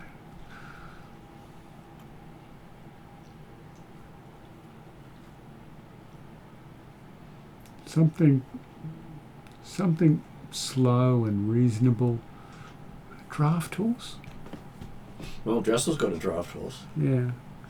Dressel could probably get you another draft horse. Is that the draft horse that looks like his feet are on backwards and... No, that's the one that can twist his neck around 360 degrees. Yeah. So that's the draft horse? Dressel's horse is a draft horse. The draconic draft horse. Yeah, but then look, I'm used to riding in the wagon with you, Drazzle. And if you're still happy with that, then I think that's the best option. Drazzle happy. That's the best option for everyone.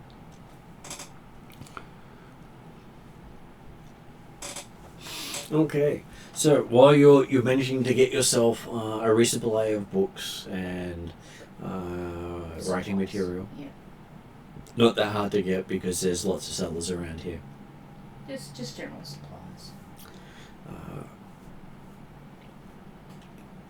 And as none of you officially have any major titles, I do. I got a medal for service to Darek. yes, the medal is slightly different to the nobility titles. Unless, of course, you want to be dragged in front of the Sultan. I'm good. Although, checking on younger Drazzle's not necessarily a bad idea. But I'll do that out of session, if you like. Let's just say that if I can subtly check on other Drazzle, because he looked rather tired and like he needed a hug and a bit of moral support, I will find other Drazzle and give him a hug and extra supplies of coffee and moral support. Because last time I was there, he looked like he really needed it. Okay. So while you're doing that, and we have Anton debating the merits of the cart versus the horse. Yeah, the cart versus the horse. Yeah, it's an interesting philosophical problem there, but I think I've settled on wagon with horse. He does find that there is a couple of expedition notes on the table with Drazzle. One of them being an expedition to find the sparkling spear. Okay. Another to chase the Carnelian idol. Okay. Have I heard of any of these things? Either of these things? Well, you've heard of the other one you can see there, Magic Lamp. The magic We lamp. have Magic- heard of all of these at one point. Magic Okay. Lamp is something you rub to get wishes. As long as you rub it the right way. Apparently by the sun. Okay. Is this? Do we have a particular preference for a spear, a lamp, or a other one that I've forgotten already? Well, the sparkling spear is said to be able to strike down those of fire aspects. Especially You elementals. wouldn't want that in the wrong hands, would you, Cheval?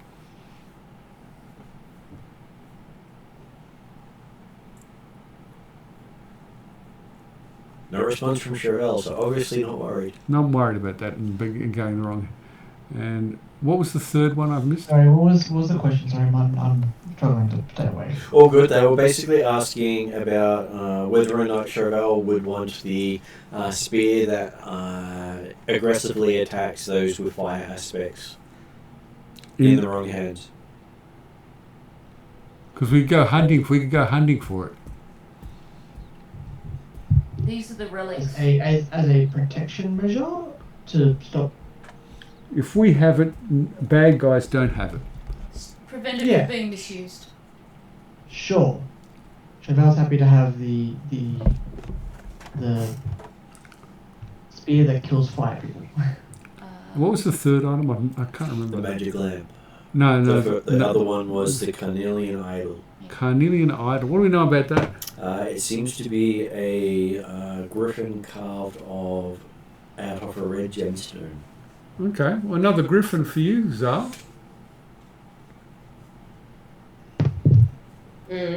Yeah, possibly. Although, actually, who was it? Was you, Cheval? We were hunting griffins for, weren't we? Manticores. I do Oh, not- manticores. I That's do right. not We're think- hunting manticores, not griffins. Manticores. They have wings. We were trying to ride griffins, and I was failing. That's right. Now I remember. That was Yeah, for the yeah. We were riding griffins while hunting manticores. Yeah. Okay. And you were having to do animal handling checks, which went hilariously badly for you. Yeah. That's right. And the magic lamp, I'm guessing, is a Jin lamp.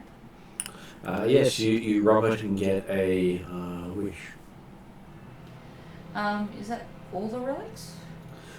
There are a few others that they've got floating around on the table. Something about a oil that when you drink it, you can breathe underwater. And a saddlebag of supply that seems to never run out. That sounds useful. Although we've already got flasks of endless water and bags of endless cookies.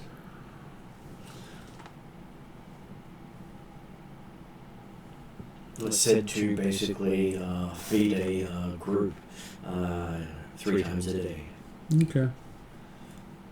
Doesn't matter how big your group is, always seems to have enough to feed the group. I wonder if it Yeah, takes well, orders or that's has a useful, but menu. also dangerous. What if Well, it? these are all relics, and so we're here to collect relics. And the last, well, there's 2 more on the table. There's one about a pigment that can turn metals into gold. Okay.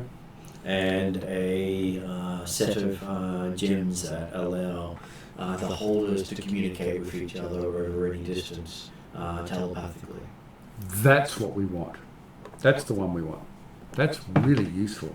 We're collecting these relics not for ourselves, but to ensure that they don't end up in the wrong But hands. once we've got them, you know, we're going to be stuck with them, aren't we? Maybe not. We might be handing them to Redrian. Okay. Does Redrian say there's something he is a Redrian hyper? here? Or can we speak to him? You can speak to Redrian. He can make an appearance in any of these inns. It says, "Sir, what does Calcrix need?" he asks. Well, Calcrix needs almost to make a wish to make sure that she has what she needs to complete this quest. Is there an order of priority in terms of these relics that... He's not sure all of them are discoverable. He says just try your best, and he's sure whichever expedition you attach yourself to may succeed more than the others because, well, a lot of them suffer from heat sickness and from stupidity. We're never stupid. We'll be fine. I feel like that's the kind of statement that might provoke some kind of comment from Redrian or Drazzle, but particularly Drazzle, as No, he's Drazzle- reversed time for us. Drazzle's never comments on these things. No, because- he's usually, but I'm reckoning there's an expression on his face right now. But there is some furious scribbling in the book. Drazzle, do you actually understand humour? Razzle just looks at you and tilts his head. Okay, good. All right. I think he does. It's all right. He's just writing down the jokes we're making. I guess once we decide on a relic or relics to get, maybe as much information as we can get on them, and then Maybe we should select our task on the basis of which one looks the easiest to do rather than which one is most desirable. I would. Oh, that is probably- never a good idea in this game. I was going to counter that with maybe we should select the relic based on which one would be the most dangerous one to fall into the master's hands. None of them sound that dangerous, really. Well, the sparkling spear that can strike down fire aspected people might actually be useful considering Ixion is fire aspected, but might actually be the most dangerous if Ixion gets a hold of it. The griffin carved out of ruby, I don't know exactly what it does. Carnelian, wasn't it? Carnelian idol. Carnelian idol, yes. The gin lamp is equally dangerous. People make wishes and end up ending the world. I would say either the genie or the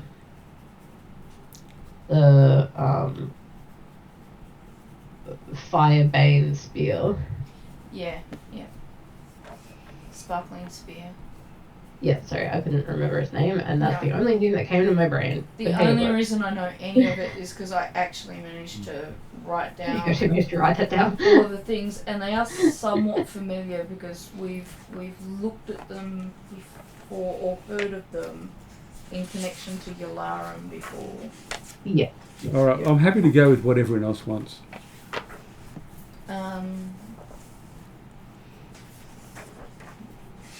Djinns are pretty dangerous too, so.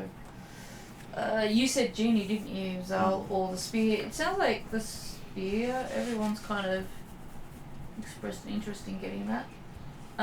Is it, like you're sending our group after one of these relics? I gather that means there will be other groups. Says not all these items are Findable. Just do your best. If you Yep. can't find it, then at least you've had the experience.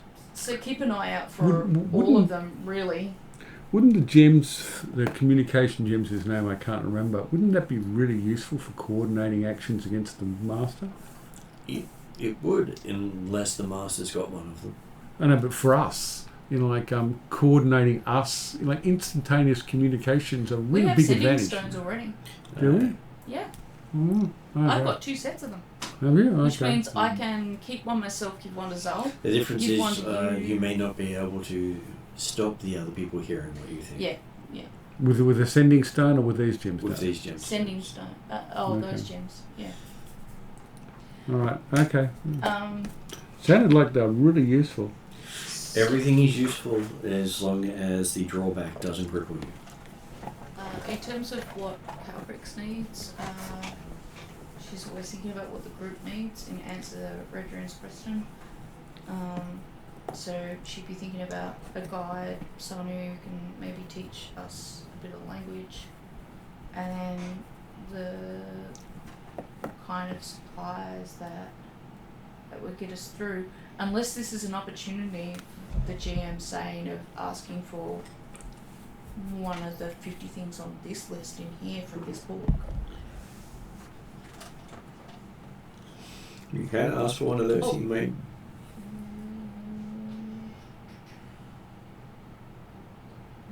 I'm pretty sure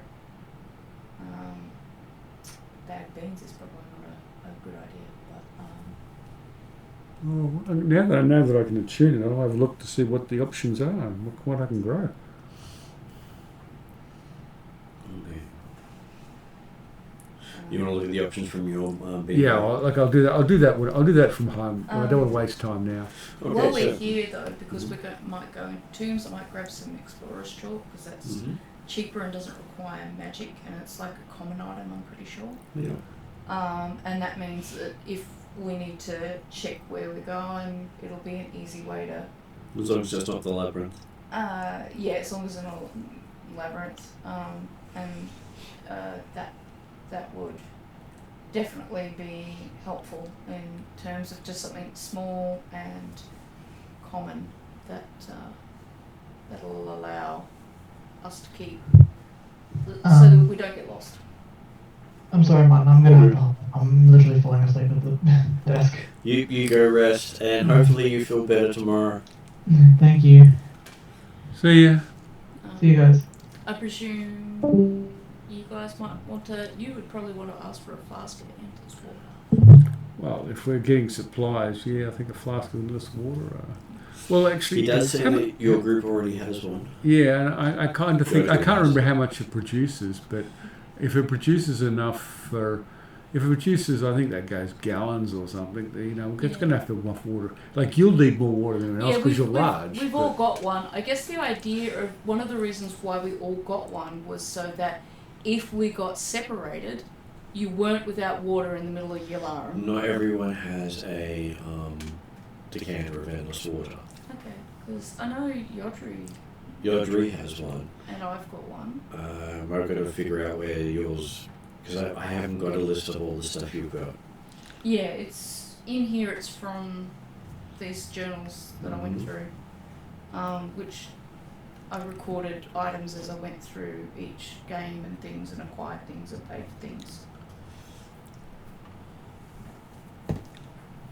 I did sit down with you about a year ago. How do these expeditions supply themselves with food and water? Most of them carried on camels. So they carry barrels of water or something. Yeah, okay. And they know of the various water holes in the desert that they can restock. Okay. So they go by carry as little as possible, but enough to sustain you. Yeah, okay. It sounds like at least Lots of food rations where you can. it sounds like at least one decanter of Ennis water will be needed. And they have mainly dried foods, so Yeah. that way it's not going to spoil in the heat. Yeah.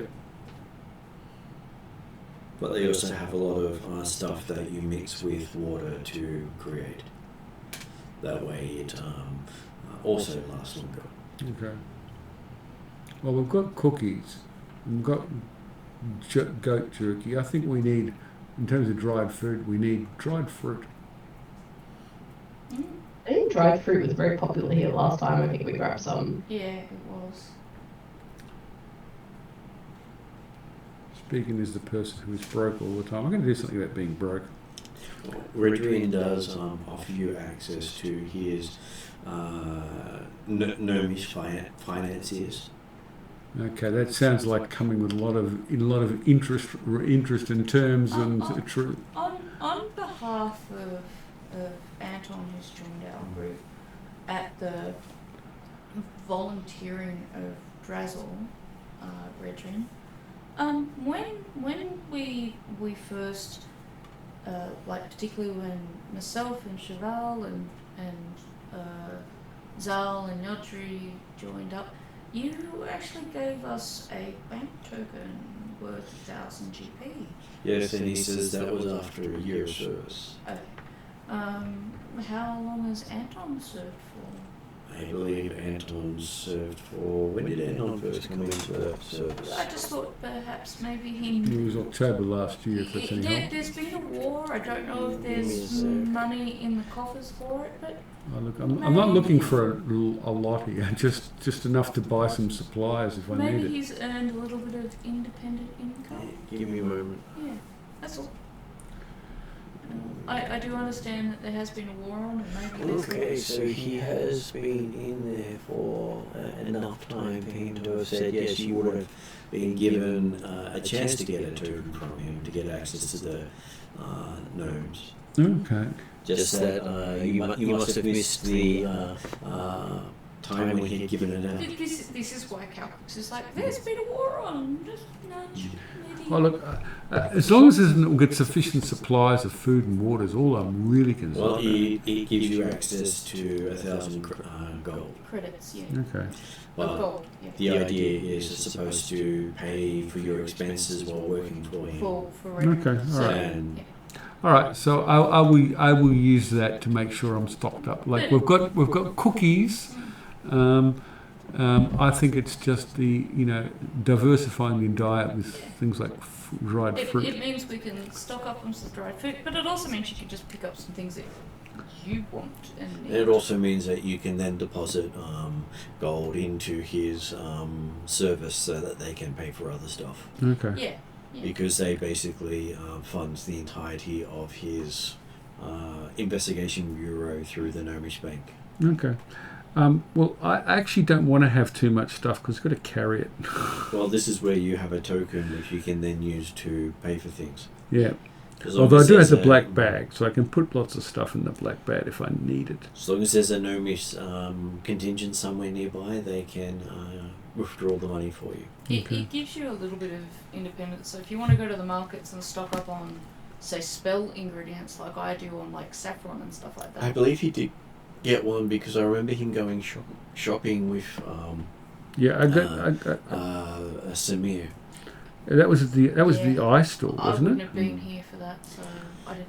I've got 450 gold pieces left credit on that. Oh well, there you go. So yeah, you you've already have had it. one. Oh, so I thought that was just the eye store. Oh no, that No, works for it's- any store. that's red Well, for jewels. any store. I thought it was just the eye store. It's just that the ice store is the place that will sell items for a lot less than they're normally worth, Okay. and it's just a few drawbacks. Okay. Well, okay. I'll make sure I've got some food. And I actually noticed I don't have any water skins. I'm gonna need water skins. So I'll do that later. I'll buy some food and water skins. So the two big ones you were looking at was the sparkling spear and the Ionian gems. Ionian gems, they're called. Is that the set of gems? Well, each gem allows communication telepathically. So that's where the warning of if the master already has one and we find the other. We've got to be very careful with the other, and then if we were looking And they're down, said to have a master gem to rule them all. Okay. And then there was also the One Jin- ring, I mean, the Jin and the Griffin, and then we might find one if any of these. We might not find any. We'll join the caravan and figure that out. And it's believed that there were 9 gems created all up, 9 of the Ionian gems. Okay. besides the master gem. So 9 plus a master gem. Okay. Is there an official name for the magic lamp, the Jin lamp? There are quite a few of them, as Al-Qadim had gone through his time and bound many harmful spirits to lamps to keep them out of circulation. And so to get released, they have to grant so many wishes.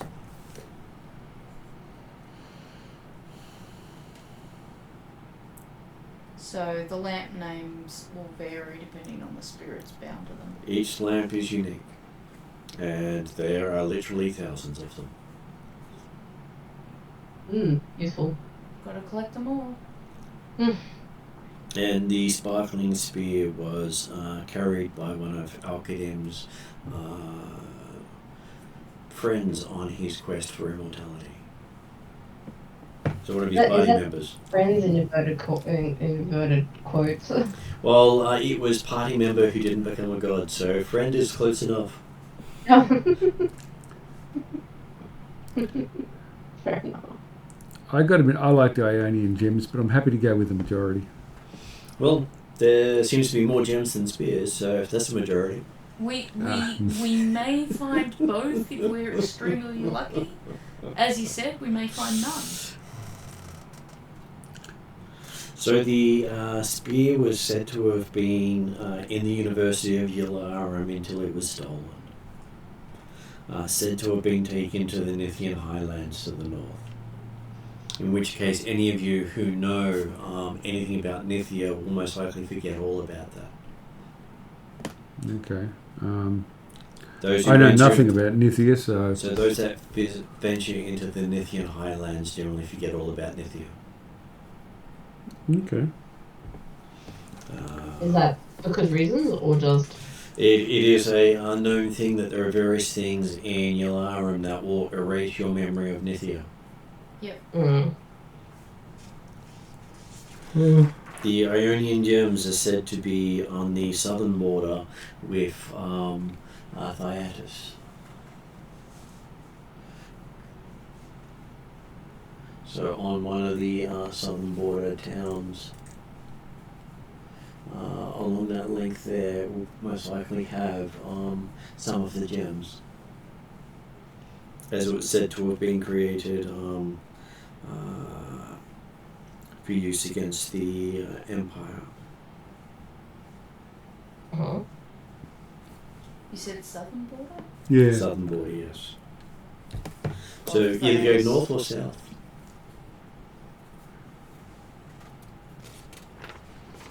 Whereas the oil known as the Dendian oil is on the just off the east coast.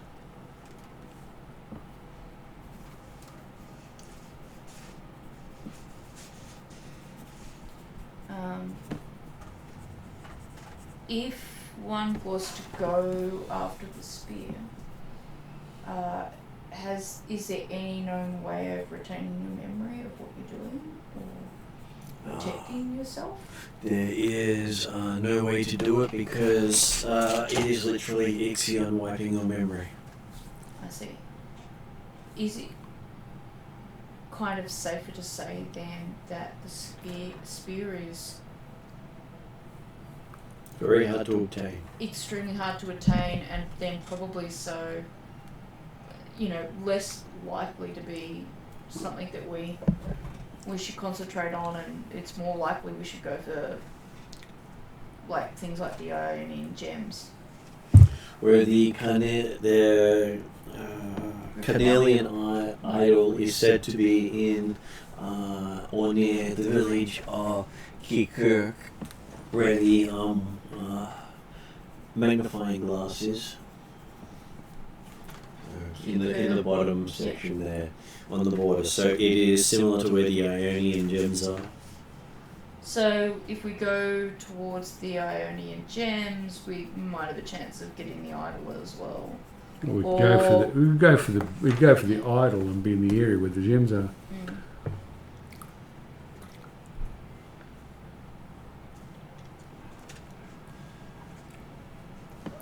There are said to be worse things out there, but currently they're not being tracked well. What are the worst things out there? Briefly, very briefly.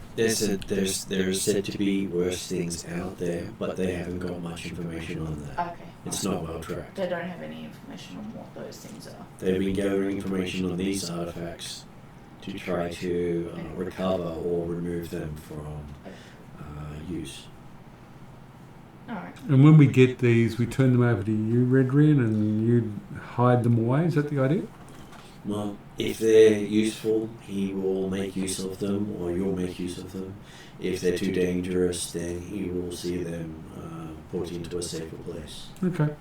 They'll probably disappear into Drazel's pool. Okay. His cart. Be my guess. It sounds like maybe going south. If it is a true artifact, you go in the car. Well, I'm thinking Kikak and the Kikak. Carnelian idol now. And Kikak. then Carnelian idol, maybe also a gem or two. If trying to go for the sparkling spear unfortunately ends up with amnesia and memory loss, Anton hasn't, but the rest of the party certainly have already experienced some of that with the green seeds at the winery, really early on in the campaign, where the green cat keeps appearing and we don't know why we're here, what we've done or where we've gone. We go into the Nithian highlands, we may never make it out. Or if we do, we'll probably be plucked out by maybe Drazel or Redrian and have no idea of what we've done, how we got there, or... Yeah, I'm not liking the Nithian highlands, I agree. So? Yeah, no, that doesn't sound appealing either. So Kikak and the Carnelian idol? Sounds good to me. You might get another griffin out of it. Yeah, a red ruby griffin. I mean, yeah.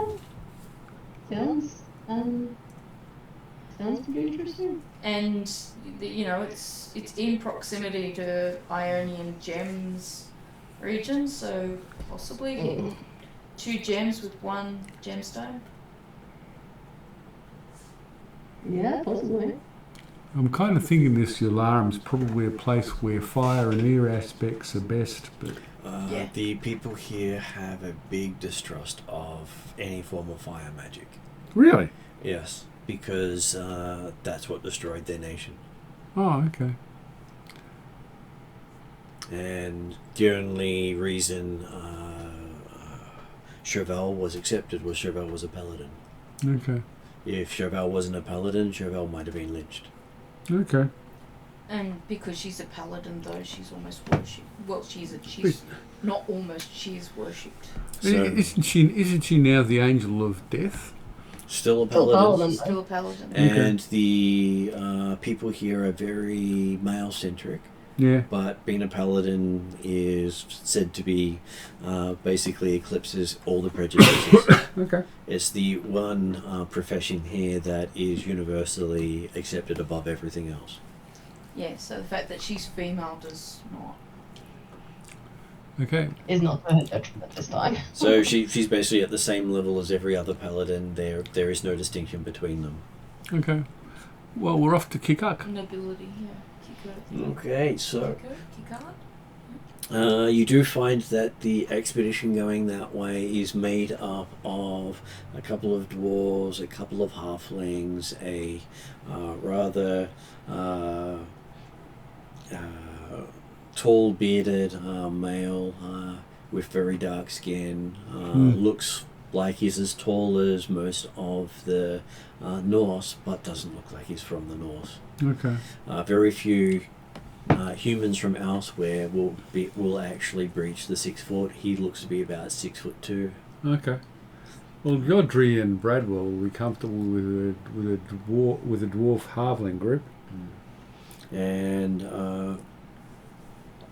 he has about 10 camels with him, not for riding but for carrying. So we're going at walking speed. I gather he's the primary guide or expedition leader. He's the expedition leader. Human? He is human. Introduce ourselves. He does welcome you. His name is Sala. Spell it for me, please. S-A-L-A-H. Sala. Okay. Expedition leader. He introduces you to the crew. He says there are 3 dwarves from Rockholm. Don't mind them, they're still teenagers. Oh, don't worry, we're used to that. And we point to our own teenager. Bradshaw, yes. This is Bradshaw. He is also a teenager. He likes to think of himself as a dwarven cannonball. Yes, well, these ones are hoping to get enough prestige that they can actually get married when they grow old enough. Okay. Because of the whole marriage doesn't mean anything until you do it through their system. Bradshaw's already married technically, but I will not proffer that information. No, I'll neither allow will I. Bradshaw to I'm not saying represent anything. himself. Because the dwarves here are more than happy to explain the intricacies of their entire marriage system. Listen politely. You get a couple of words in before it just doesn't make any sense, and they just keep droning on. Not Okay. a lot. Well, slip away when I get the opportunity. And a break in the conversation. This is where the ability to create an illusion of yourself Oh. and have it standing there nodding an awful lot. I do have that ability to create an illusion, but The halflings here seem to be well dressed for the desert, okay. in a lot of loose flowing robes. I'm not. Actually, I'll use some of that 450 gold pieces to buy a parasol. You get one. Doesn't Okay. cost you much. Okay, I'll buy a parasol. It is a brightly coloured one that drapes far enough over you that you can definitely be protected from the sun for most of the day. Good. I'm going to be walking with the parasol, and I think You could probably even tape it to your body so you don't have to hold it the whole time. And you just need one of those umbrella hats. no, you want the sun off your body as well, not just off your head. Especially Yeah, when big he enough can't take one. the armour off. You get a big enough one, you can create enough shade. Yeah, no, I'm happy with my parasol, That's okay. and you know, Proshka flies in and out of it. likes to buzz me. You're too big to be a fly, Froshka. And it's not hard to tell that all the halflings are female. You basically just don't really care what the dwarves are trying to do. Okay.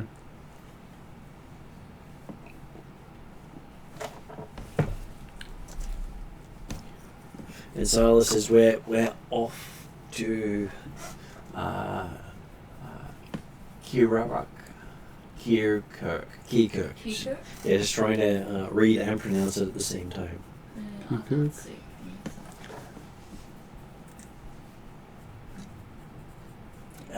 Kirkuk. Oh, K-U-K. K-I-R-K-U-K. Yep. Kirkuk. Cut. Kirkuk. K-I-R-K-U-K. Yep. Kirkuk. Well, you know, I'll more than happily butcher any name.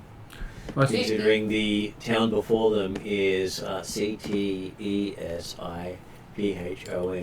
So, Ctesphon. for the record, I spent 50 gold pieces on supplies and a parasol. And it's a pretty parasol too. That's fine. Completely incongruous with everything else that I'm carrying and looking like, but Well, it is really colourful. It has tassels. okay. Sounds great. I'll stock up on. And it gives you perfect shade. Yeah. It actually probably looked good on Calcrix, but I need the shade. She's okay. She's spent her money on blank books, which she's likely to fill up next time she casts Legend Lore on something. And Maybe I don't need the book you've got, because that's one of my resource books. yeah, no, I was more than happy for you to have it. I was just looking at. Because it has this great section on desert travel.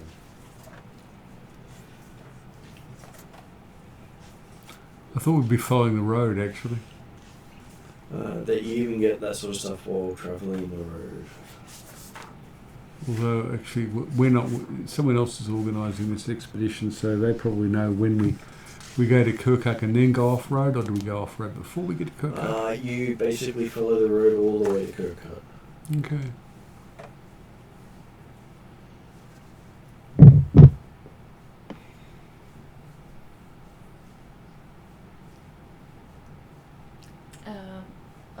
I will ask if there's anyone in the party that knows the Yalarum dialect well enough to be happy enough to teach it to the various members of the party who are interested in learning it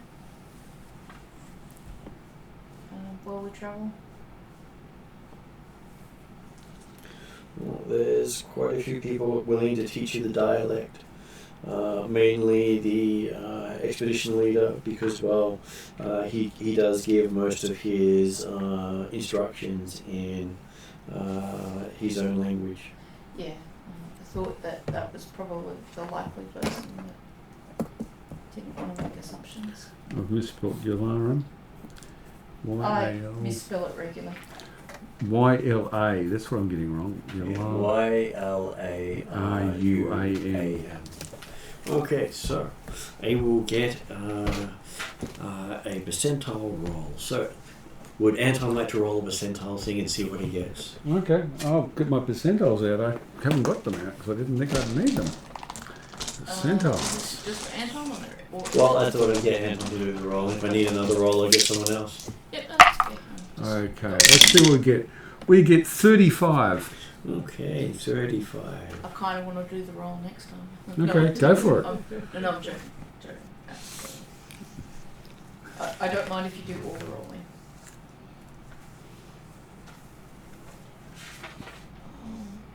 Okay, so partway into your expedition,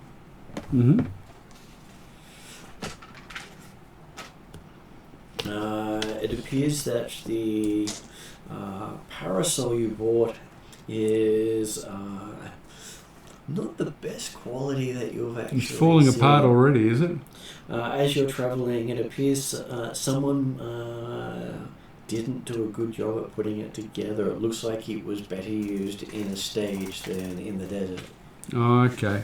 It was an actual parasol, not an actual parasol. Okay, all right. Well, do my best to repair it. I might make use of... I don't have mending, unfortunately. Do I have mending? Oh, that's such a useful spell, and I probably don't have Is it. that what I actually had? What you actually rolled up was counterfeit goods. Oh. Counterfeit. Okay, so, instead of Dolce Gabbana, it's a knockoff. And they basically say the item in question could be no better than a stage prop. That's basically for non-magical items. Okay. Kind of trees and plants have we got here? Have we got any plants with like particularly long, narrow leaves? Not until you reach Kuznets, Okay. which would be 2 to 3 days into the journey. So, just my plan, like this might be preempting it, but when we get somewhere, Calcrix is just gonna collect a bunch of leaves and she's gonna weave like an umbrella type thing. She's gonna use the wooden structure, if the parasol has got a sufficient wooden structure, to make a woven leaf parasol for Anton. Well, Zal is also happy to chip in With his crafting tools if the wooden parasol needs to go.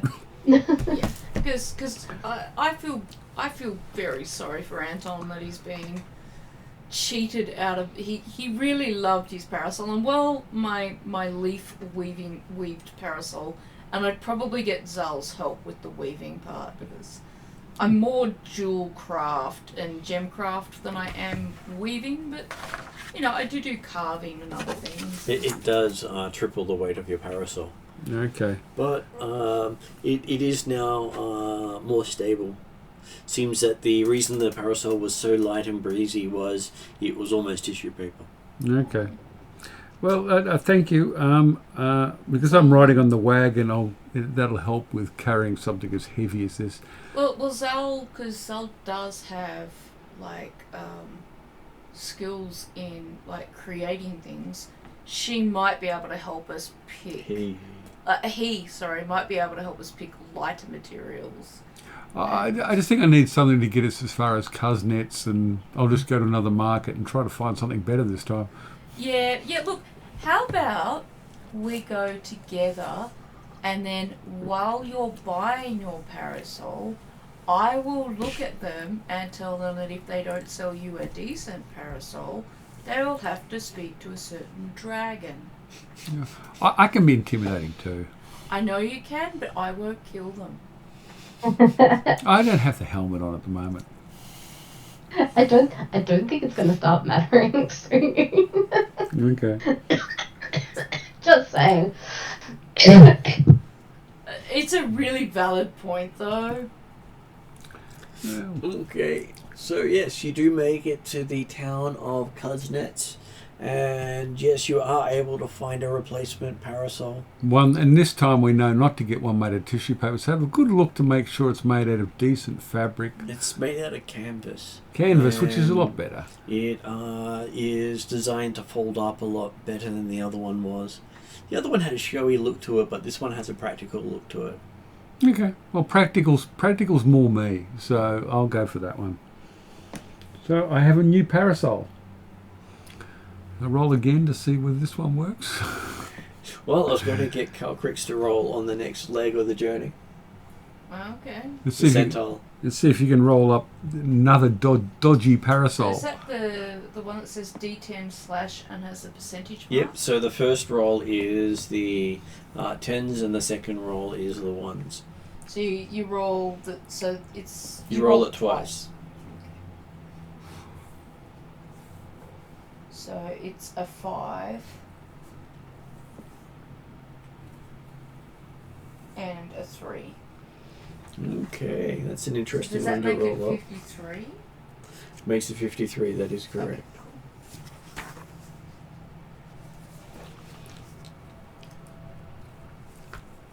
Okay, so as you're heading up into Setesvion, going up the embankment,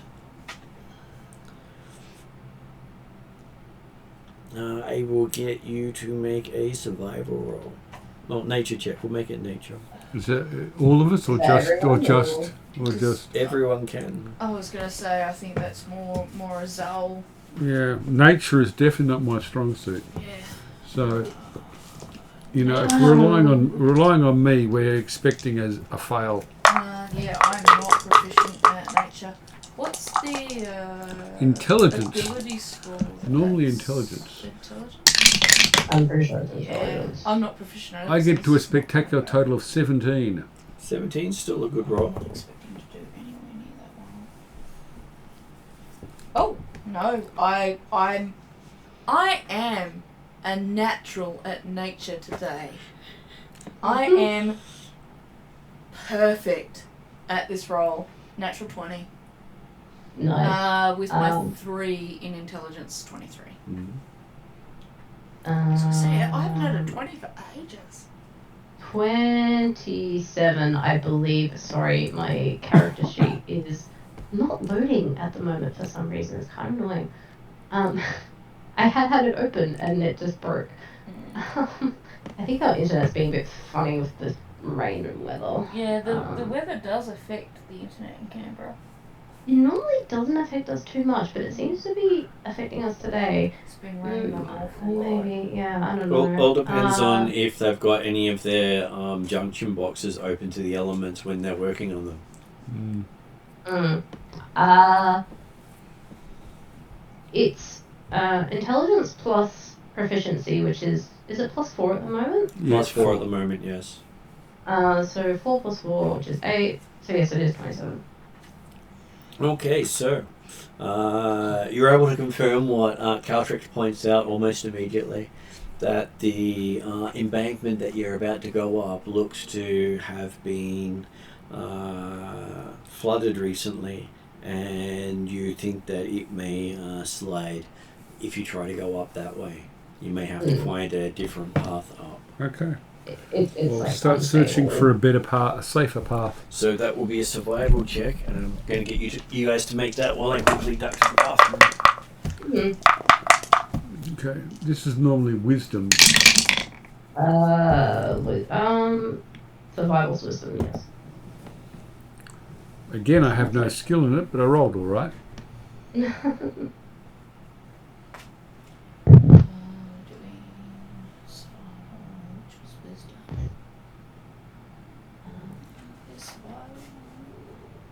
At least I'm proficient in survival. I'm not. Not as good a roll. So 13 plus 10, which is 23. 23, so, and I'm 17 plus 11, so that's 28. And again, I'm bringing up the rear with a total of 20. Not Not roll too though. bad. It's not. It is. I'm rolling okay. It's just these aren't my skills. Look, normally they're not my skills either, but I've just rolled a 17 and I've got proficiency and wisdom, so that's helped it add up. So it was Zal who was 23, and it was Anton who was 20, and it's Calcrix who's 28. Because when Martin comes back, I won't remember any of those numbers.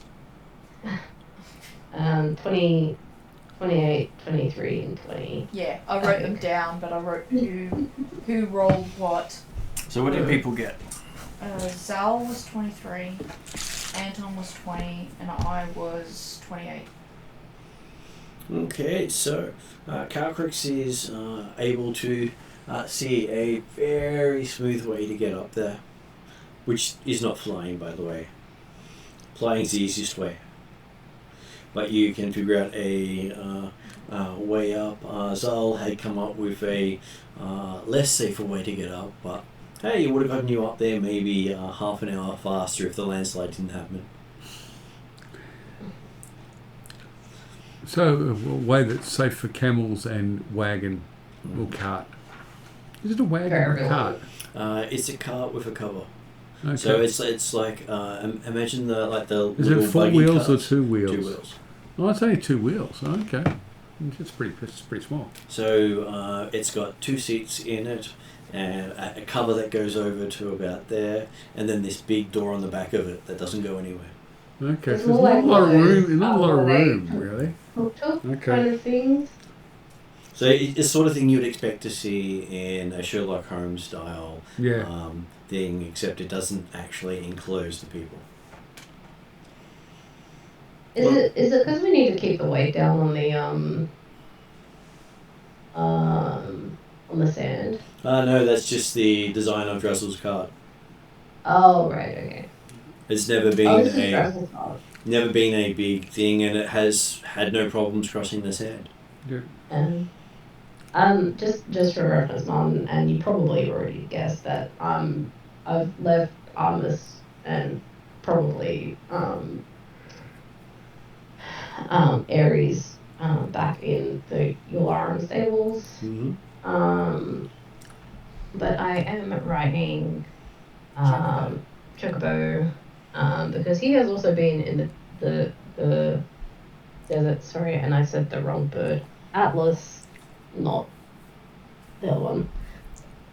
Artemis and Atlas. I don't know why I always get my griffin mixed up. Because you want a second griffin, so you can name them both with the different names. You want a lot of A's. Yeah, I do have a lot of Chocobo A's. special. And I have named the other two after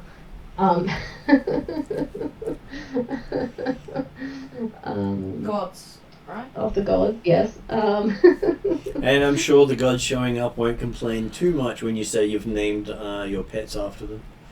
I think it's an honour. They should be honoured by that. Luckily, it's not the chocobo that they were was named after one of them. Well, I mean, I originally was going to go with Ares, and then I went with Atlas, and I think that's why I keep getting confused, Yep. because I was originally wanting to go with Ares as the name. Though I do actually have, I did have 6, but I think one has already perished to the war effort, so I should. And the still other have- 4 are with your Griffin Riders that work with you. Yep. Yes, Yeah, and that- the other four are technically owned by the other writers. Mhm. I think is that right And one? Yep. that is correct. And they're currently watching over your estate. Mm.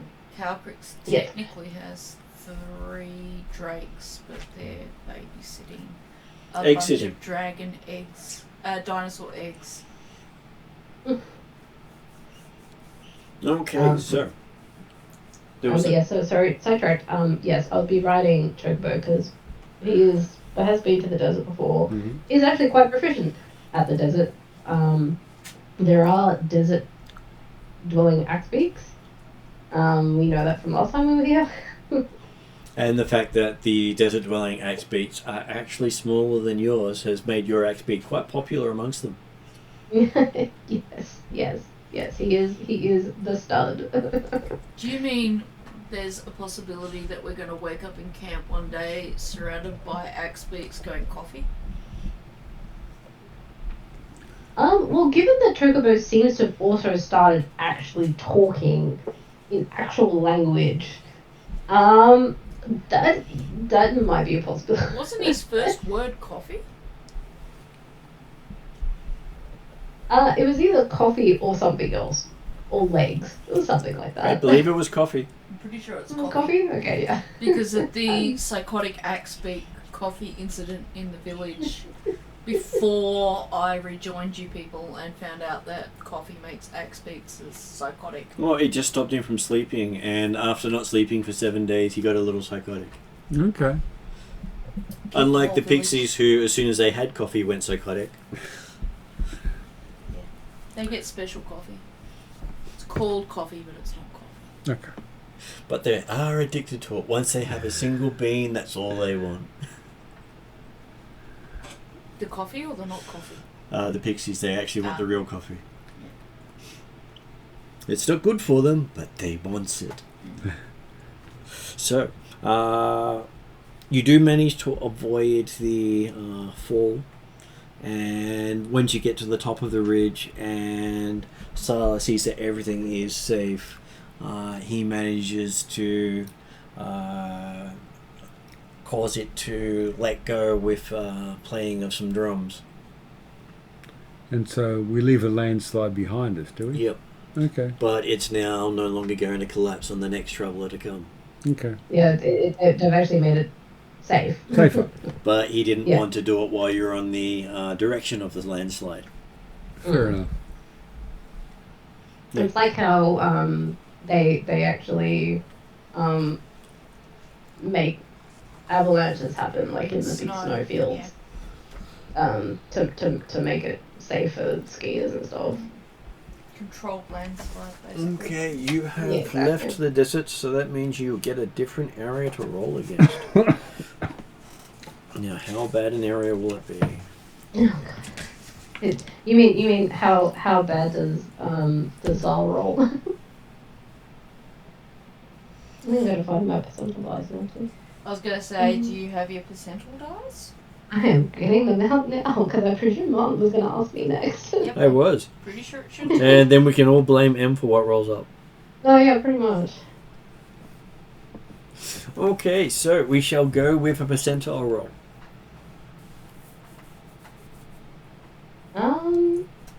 16. 16. Well, that's going to be interesting. You get to roll another percentile dice, M. Oh, which one? Both of them, or? Well, percentile dice is a generally number between 1 and 100. That is true.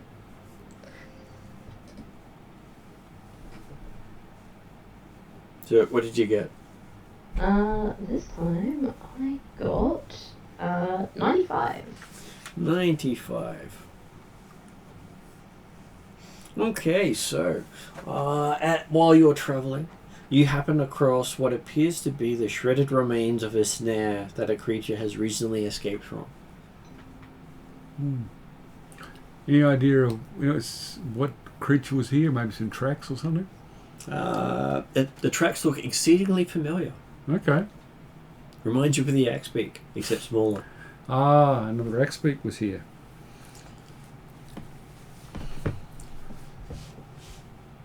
But by the looks of things, it was going around this area multiple times because there's lots of tracks. Okay. And what was the question? It might have Em? been like an axe beak's partner or something was in the snare, and its its mate was Okay. possibly. I'm inferring here without actually making a nature roll, but I'm happy to deep dive into what it is. Alternative theory is that the axe beaks here are intelligent enough to set up a snare. So I really kind of prefer your theory. I mean, unless they've gotten a hell of a lot smarter since last time we were here, maybe. But they were, I think, even dumber than the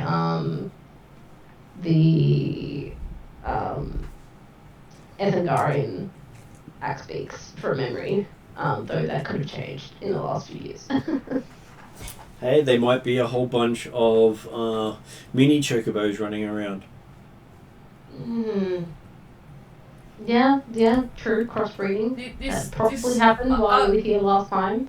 I was going to While say, we were in the last considering dungeon. you said he's the stud in the area, this could be Chocobo's offspring.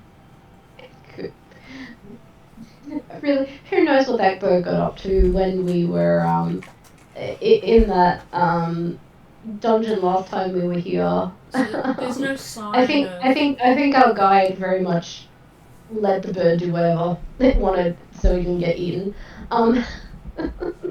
There's no sign of something that's been caught in the snare. Well, there was a sign that something had been caught in the snare, and the snare was destroyed. Okay, so maybe an Axbeak got caught and then other Axbeaks got it out. Quite possibly. Or it got it out and destroyed the snare. Yeah, got itself out, maybe, yeah. Are they, and you said they're a smaller version of Chocobo's prints, They are a smaller version of Chocobo's prints. but nothing in the immediate vicinity? Nothing you see in the immediate vicinity. Though you do notice that the claws of the smaller bird appear to be longer than Chocobo's. Longer. Mm. Are you sure you don't want to do that nature roll and see if you can figure that out? I mean, as I said, I said I was inferring with not doing a nature roll, kind of implying that I wanted to do a nature roll. So No, yeah, make a nature roll. Yeah. So there was no kind of, there was, yes. You definitely wanted Yeah. to make a nature roll. Yes, I do. Yeah, I kind of do.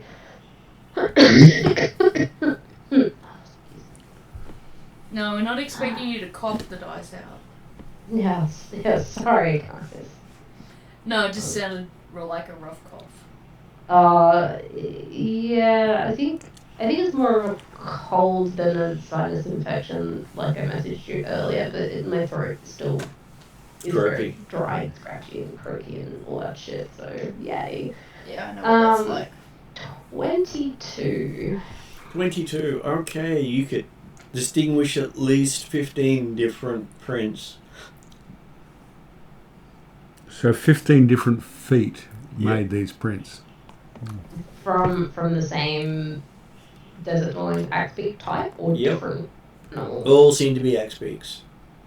And they do seem to have a claw almost twice the length of Chocobos, even though they're smaller feet. We should keep an eye out for that pack, because that sounds quite interesting / dangerous for us if they are not friendly. We should probably warn the expedition leader when they set Yeah. watch. This Axbeak are ambush predators. Well, Sala does say that there is a rather vicious pack of Axbeaks that sprang up about a year or two ago. And, That would almost coincide when we were here, I think. well, long enough for them to have grown to adulthood. Yeah. Because your characters were here, I think it was 4 years ago. Yep, that sounds about right. And he talks about how they seem to be particularly attacking anyone who's brewing coffee overnight. Surprised they haven't ended up in our camp already. Well, they're certainly nearby if they've been caught in a snare here. Well, they tend to hunt a group for quite a while and take them when they least expect it. So they're possibly already trailing after our little group. Though they do also stay away from any form of dragon kind. Yeah. Remember, we've also got a lot of camels as well. Yeah, I might have to be keeping watch at through the darker part of the night so that we don't lose we camels. also might have Daddy Axbeak. By the sounds of it, possibly. Oh, I think that's a definite. Well, that'll be an interesting discussion to tell Josh about. Yeah. What did you miss? Oh, just the murderous swarm of children of Chocobo. Yeah. So you know how we were stuck in a dungeon for like, I don't know what it was, like 4 weeks? Yeah, Chocobo has a progeny now. Well, he seems to have outdone Artemis. And you know they do like to have their competitions. Yeah, they do. They really do. Because yes, I've also trying to be building up the celestial horse population because Ethengar is really lacking at the moment. But Well, anyway, especially considering once a year one of the celestial horses is sacrificed to save the herd. yes. And you know, Artemis is not far from the top of that list. Yes, that too. But hey, it's a high honour. I wonder It others is a high resents honour. being in a stable half the time. I mean, he gets free reign over the ladies, so I don't know why he's complaining about Chocobo being taken out and out of his hair. So you know. Well, he's not left amongst the Ethengarian horses, so... Is this why Anton doesn't bother with a mount?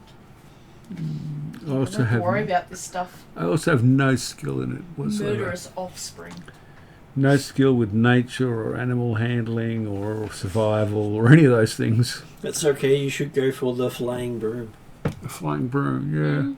I did toy with the idea of flying broom, but I don't like the idea of flying at all. Yeah, I was going to say, he doesn't like flying. Carpet If I was going to do anything with flying, it would be ring a feather falling. I'm sure you can get a cart that pulls without animals.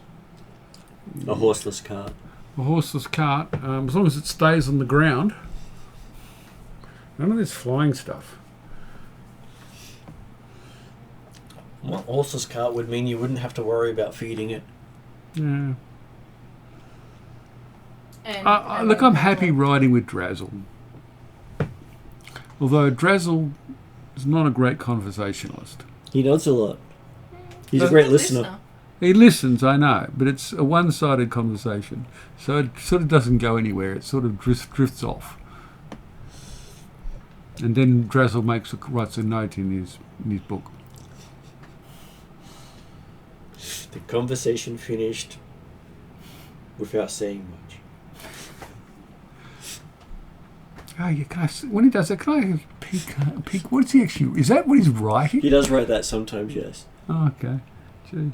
Here I was thinking it was great thoughts or insights. We talked for hours. I can't remember what he said. Yeah, okay. Here I was thinking I know, great is things that are being more written, insulting and it's just nothing. More likely, he's actually writing about things that are happening in various places of the world. Mm. Yeah, he tends to be writing about sometimes different time spans. Yeah, I know. Different locations, places, and- time streams. And he quite often does drawing and things like that.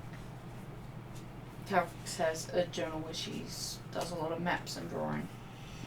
So you would see pictures of some of the sites you've seen travelling, Okay. as well as notations about where they are and Yeah. what to expect. That reminds me, Carrix wanted to do a sketch of the Druid Grove and the tree Mm-hmm. and the portal in her journal. Yep, I'm happy with that. And then the tree in Yularan that was 5,000 years old that she gave the big hug to. And one of the pictures is of Chocobo a head height above a bunch of little Chocobos. Okay. Well, I'm more interested in studying the sky in the desert because in the desert, of course, the sky will be really crystal clear. So And nighttime. the big thing about it being extra clear here is there's no real pollution and no moisture to make it distorted, very little cloud cover. Yeah, so you can incredible sight of the stars. It's being magically made that way, Okay. which means that you can guarantee beautiful sights as long as it's not a sandstorm. Yep. Do these stars match the star charts Carrix has made in the past? It does. They're just a lot clearer to see. Yep, just want to check they haven't changed significantly. You can correct your measurements. The if you're able biggest to measure. change is the 6 stars that appeared in the southern sky. Yeah, they're the Titans. I might update my chart with the Titans. Mm-hmm. Okay, so you make it to Kikirk not that long afterwards, and your guide Sala directs you to have a look around the various stalls and cellars looking for any form of carved griffin that's most likely painted or may look ceramic, and see if it feels heavier than it should. Okay. Because every now and then the idol will show up in a second-hand store. Okay, we'll start searching. This is something I might be using. Okay. And also says that occasionally it's found in the hands of a skeleton in the desert, because sometimes it seems to compel people to walk out into the desert. Okay. So if you do find it, try not to pick it up. How are we supposed to test the weight of it? Well, if it's covered in stuff, it should be fine to It should pick be up. okay. But if you've been able to identify it, it'll be a lot more dangerous. Okay. All right, start searching. Okay. It is a rather small town, so there looks to be only about 10, 15 junk dealers around here. Mm-hmm. I will buy little trinkets and items. And there's quite a few of the rich-looking Yularim with their entourages going around trying to find bargains.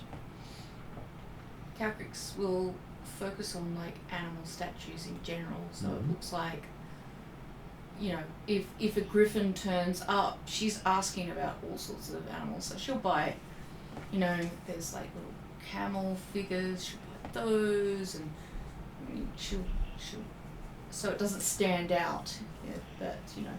Okay, so you're going around doing that. We'll come to that in a moment. What is Zal doing? Probably also having a look around. We're looking for more than just the griffin, right? We're looking for some gems as well while we're here, right? Ionian gems, yeah. Mm-hmm. Yes. So I'll be looking for both interesting looking gems or interesting looking griffin griffin statues and the like, or just anything else that might interest Zal, that he can buy, maybe send to his partner as a gift from his travels, as he tends to try and do when he can, when we're at sort of different places like this, rather than being stuck in dungeons all the time. Okay, so while you're having a look around there, I will give you an investigation roll to see how well you do while we go and see what Anton's doing. Well, I was going to be searching as well, but I'm going to be a lot more looking at all sorts of things, trying to mimic the behaviour of somebody who's just like a tourist. So I'm on the lookout for Ionian gems and Carnelian idols, but I'm not obviously looking for gems or idols. I'm looking at anything. Okay, so I'll get you to have an investigation roll while you're doing it. Okay. So, Calcrix, you're wandering around having a look for the places that may sell any form of animal statuary. Also interested in gemstones and being a jewel crafter, have that as kind of a more legitimate cover. I understand that. You're just going with what you had started with. Yeah. As you're showing up to the first place, you notice that the seller pretty much pushes the other patrons out of his store and gives you his full attention. I'm a dragon, so they'll know that there's some money. So I kind of get and refers to you as kind dragon, not giving you any form of male or female, which is unusual in a nation that is very male focused. But you assume that is the way they treat dragons because they honor all dragons. Yeah, I'm a little bit cautious because Anton's recently bought himself a counterfeit parasol, so I'm reasonably aware that that's a possibility. But I will bow my head. Assume I've moved. I'm not. I'll have picked a size that's not too intimidating and scary for everyone, because dragons are pretty scary as they are. and I will say, good merchant. I'm interested in your wares. I have much that may interest a dragon of your fabulousness. Do you Oh, golden one, he says. do I see any figurines? Anything? He has lots of different figurines, lots of carved stuff, lots of stone stuff, lots of pretty decorated stuff, a whole display of glittery gemstones. I'm a dragon. I'm looking at the gemstones briefly, quickly. Does my... A casual glance at them, they're all fake. Oh, okay. Well, my casual jeweler's glance will move over from the fake ones to the animal carvings, and I'll say I am very much interested in. I like to collect small tokens to give out to the children, as well as maybe collecting a few finer pieces for myself and as gifts for the various emissaries that I come across in my travels. Say no more. He goes under one of his tables and pulls out a long box and opens it up, and inside it you can see nestled in each individual section, as if they've been done to keep it safe, various idols and they sort of look like semi-precious metal with little stones embedded in them of various beasts of legend. Oh. Including a couple of blue dragons in there, what looks to be a orange phoenix, a coatl with the multi-coloured gemstones. I know a friend who's been a coatl. I'll pick the blue dragons a set. He can do them as a set if you'd like, because hey, I'm sure dragons should stick together. Do they look like they would match and like go together as a set? They would look like they match pretty well. They're different poses and could be set up Same in sort such of a way. material. I'll both for me and as a cover for me.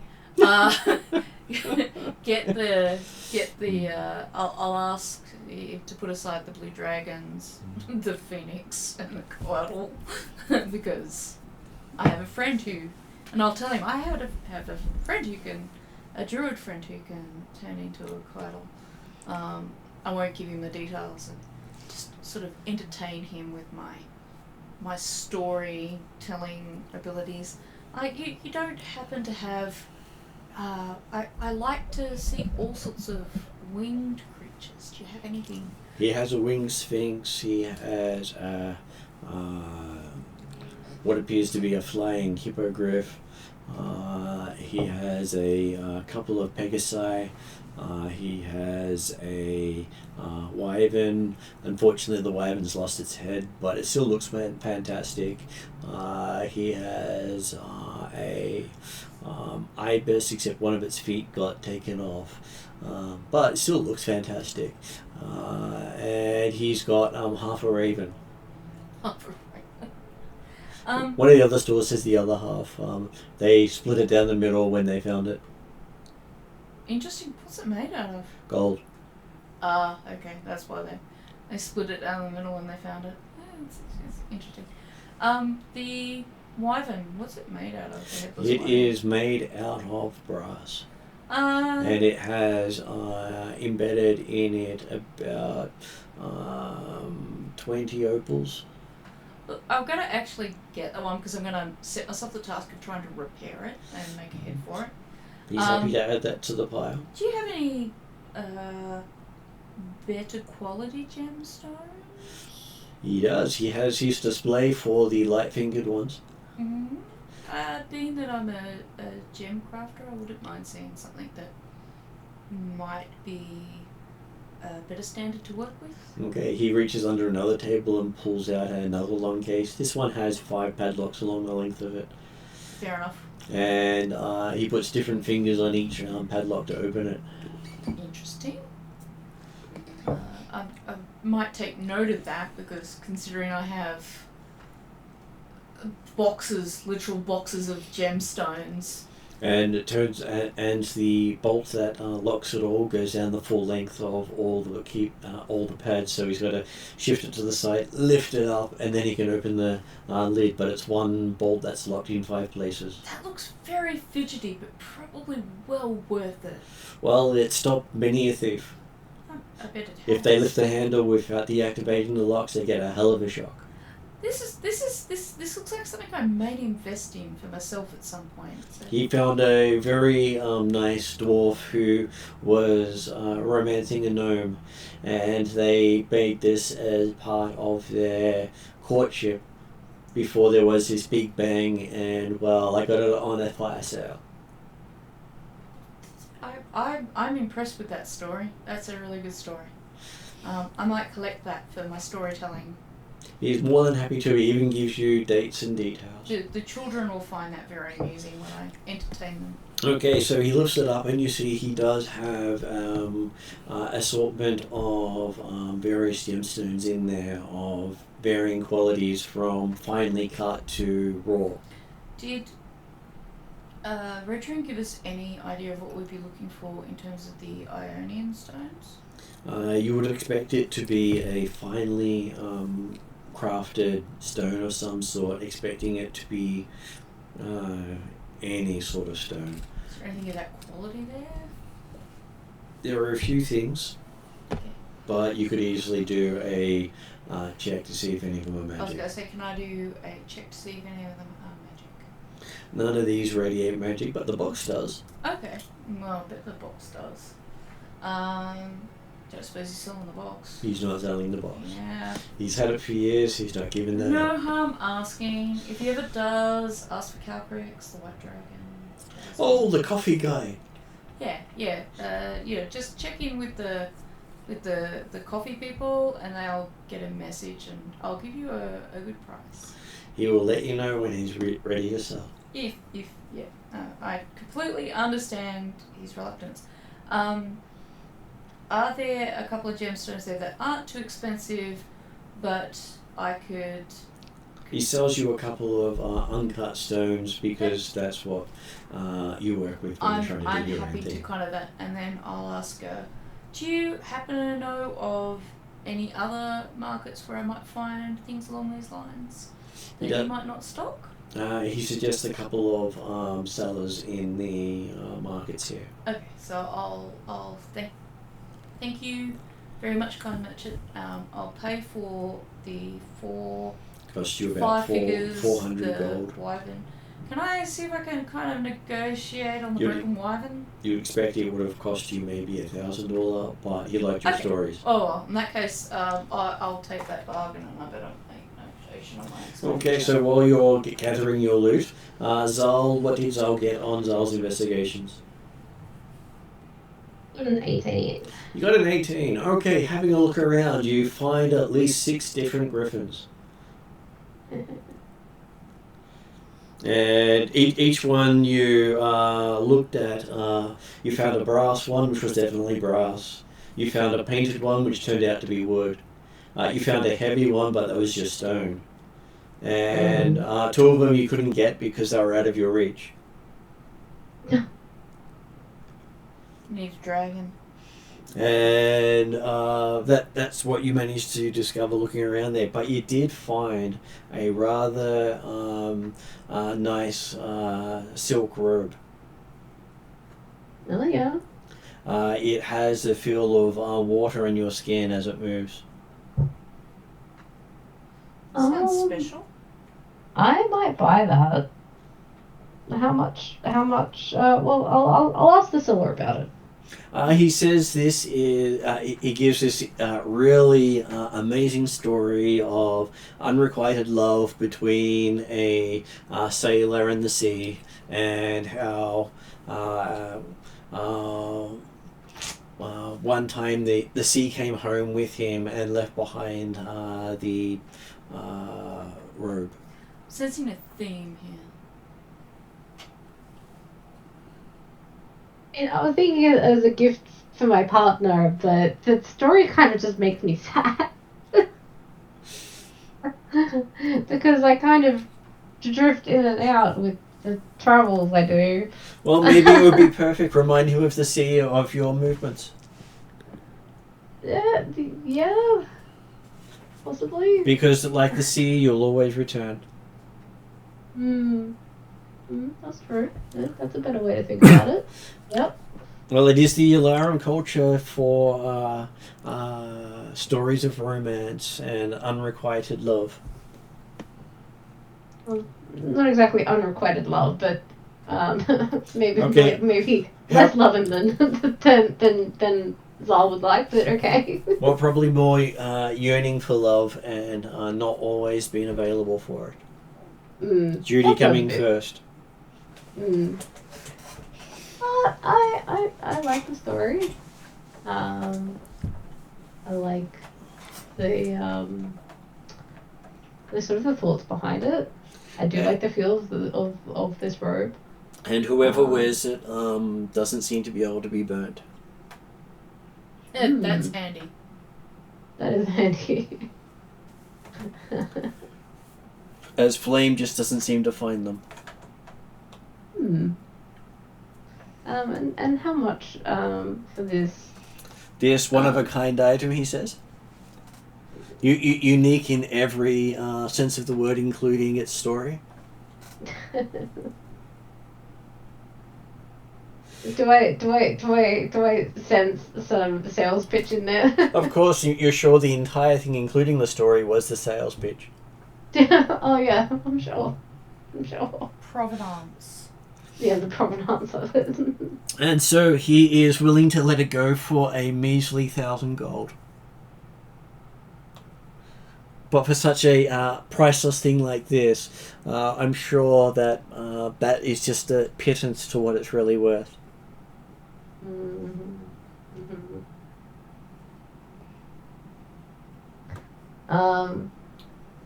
What's the sense motive roll in this game again? Is it insight? Insight. Insight would be the sense motive roll.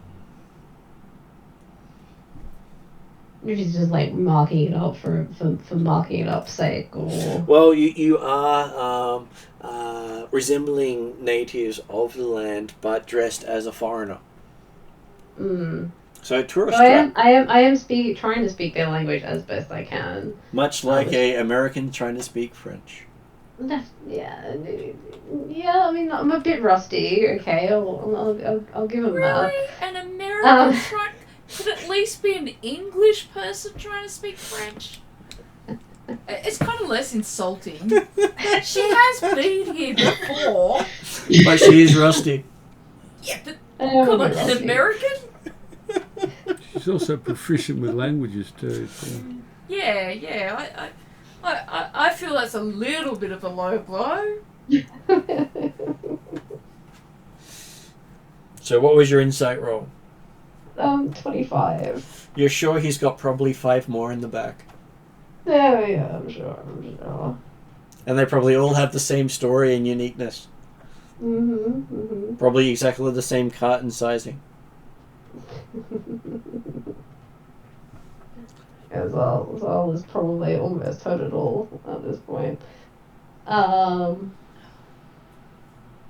You would estimate that it would probably have cost him maybe 20% of what he's asking for, and because of what you know of their bargaining, getting it for 50% of what he's asked would probably be a reasonable haggle price.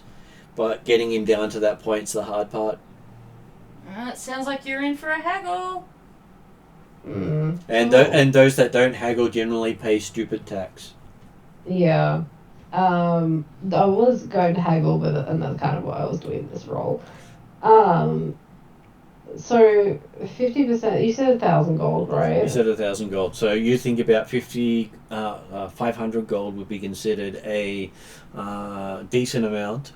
Whereas at 250 you'd be getting it at around cost, if not less than cost. So usually it's cost plus at least, I think, 20% or so, or something like that is considered a kind of a good middle ground. So For most of these places, it's normally double because they're such a hard thing to sell. yeah, that's true. Plus, we're a wandering caravan in kind of the middle of the desert, so you know. Zol will thank the merchant for his time and for letting him know the story behind this glorious item. But it is just too far out of his budget for now. He does ask if there's a price more to your liking.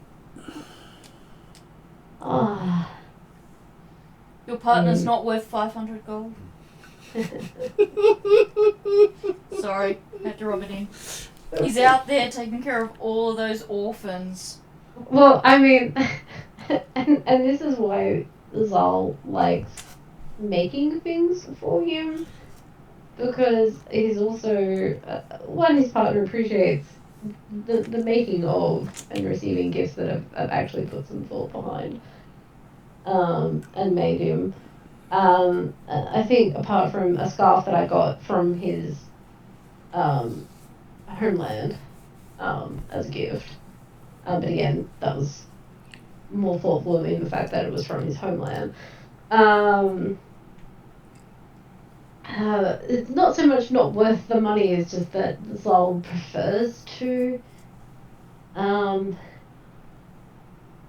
Zal could always wear it on the expedition and then hand it on as something that you have used with a story. That's true. And then it becomes interesting.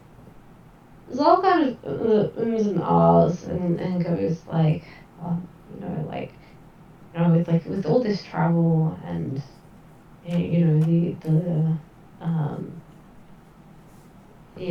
sort of going on this expedition to sort of find riches.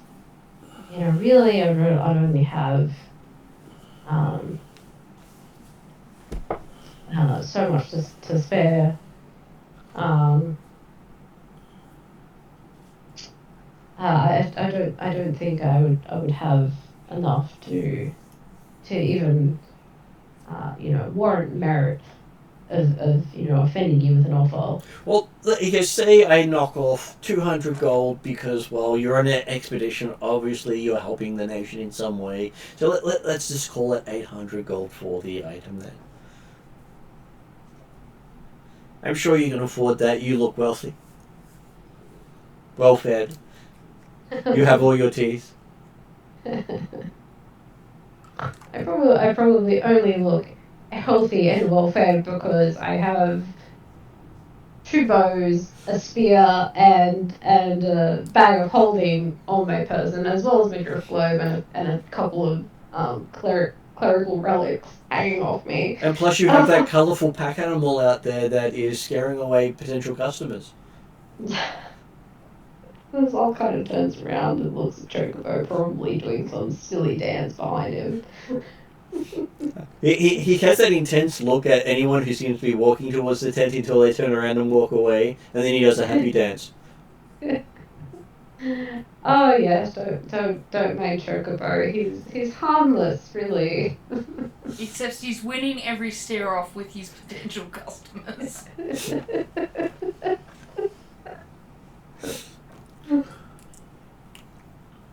I'm sure you can come up with a number more suiting your needs.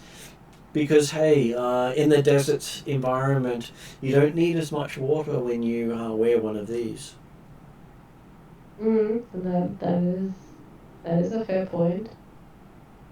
Those I was already kind of in desert wear already, but you can see the appeal of being in like a kind of like silk by the sounds of it, robe. Not sure how much armor it would actually help with. It does not give you any armor whatsoever, You but wear hey, it you're under not your armor. suffering from heat while wearing it. True. Though Zal specifically bought armor and clothing to suit the desert last time it was here, and he survived well enough. So, He's trying to sell ice to an Eskimo. He really is. Well, there is a hook there, and it is being pulled slowly. I mean, like, Zal doesn't want to lead this guy on too much. Because I'm not as rich as I look. I'm you know, only well fed through the caravans and doing you know work like this and the like. He says, you don't look like you do a lot of hard work with those hands. I mean, They look like more of a hands of a healer than hands of a tradesman. well, it means all kind of points to the spear and to the bows and it's kind of like, you know. You're a cleric, though, right? I am a cleric And a wizard. and a wizard, but I dress But like you like keep an archer. pointing to all your ranger stuff. And I I feel dress- like I still I'd be dress like a letting ranger. Josh down if I didn't point out that you are in fact a failed ranger, not a ranger. And perhaps you can explain your unworked hands by the fact that you are indeed Not that good at rangering. And to be honest, maybe he's picked that up. And I mean- that's why he thinks you're wealthy. Zal is more than happy to demonstrate that he can actually wield his bow quite proficiently, if needed. God, to be a fly on the wall.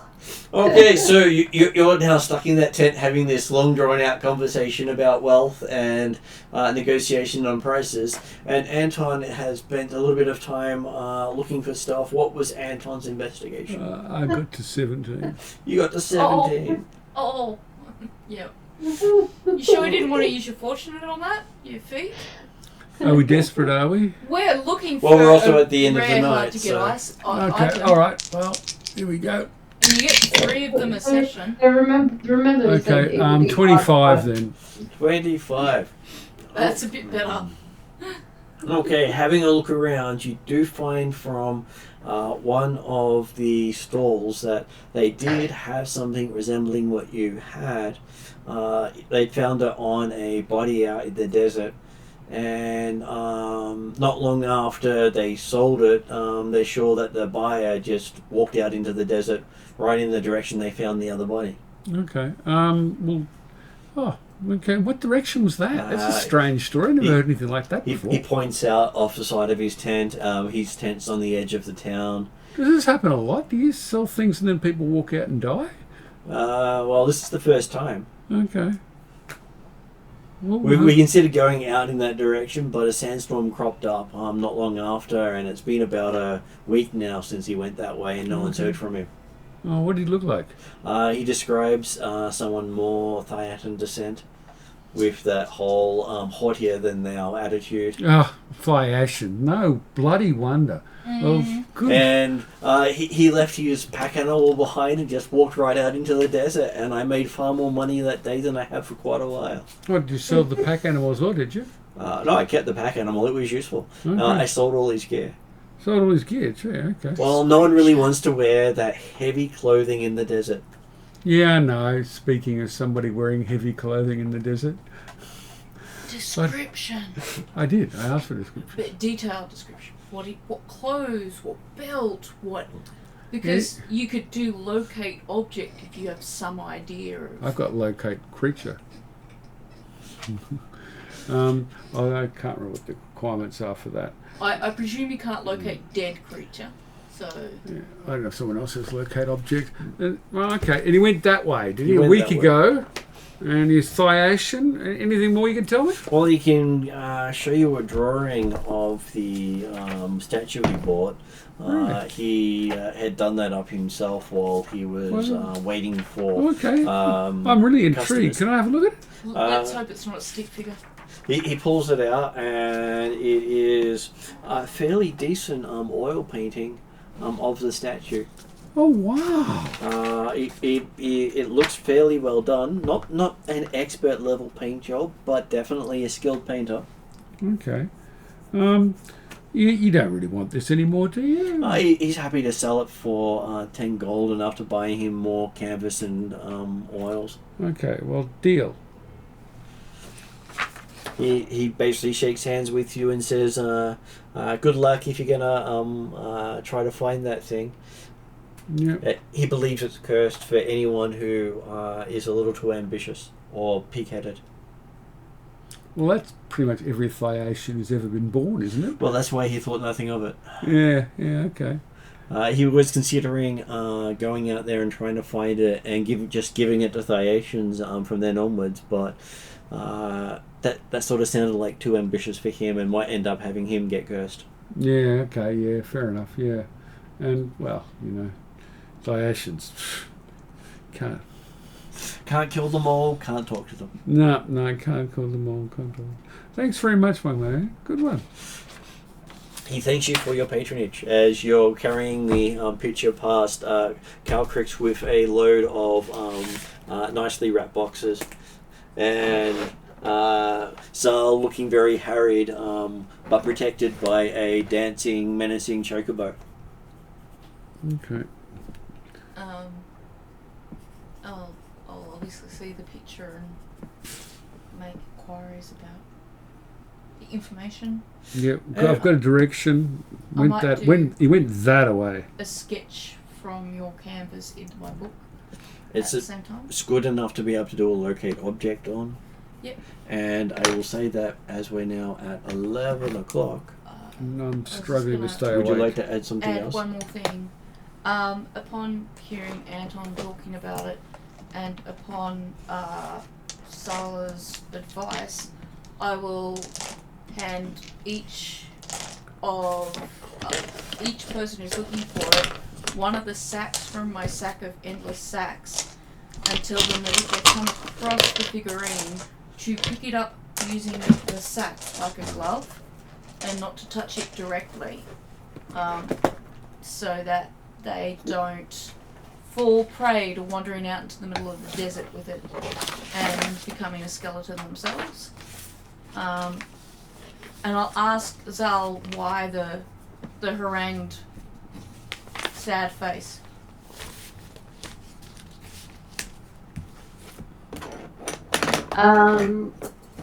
Zal just quickly tells Calcrix about the nice silk robe, though in Zal's kind of opinion, Overpriced.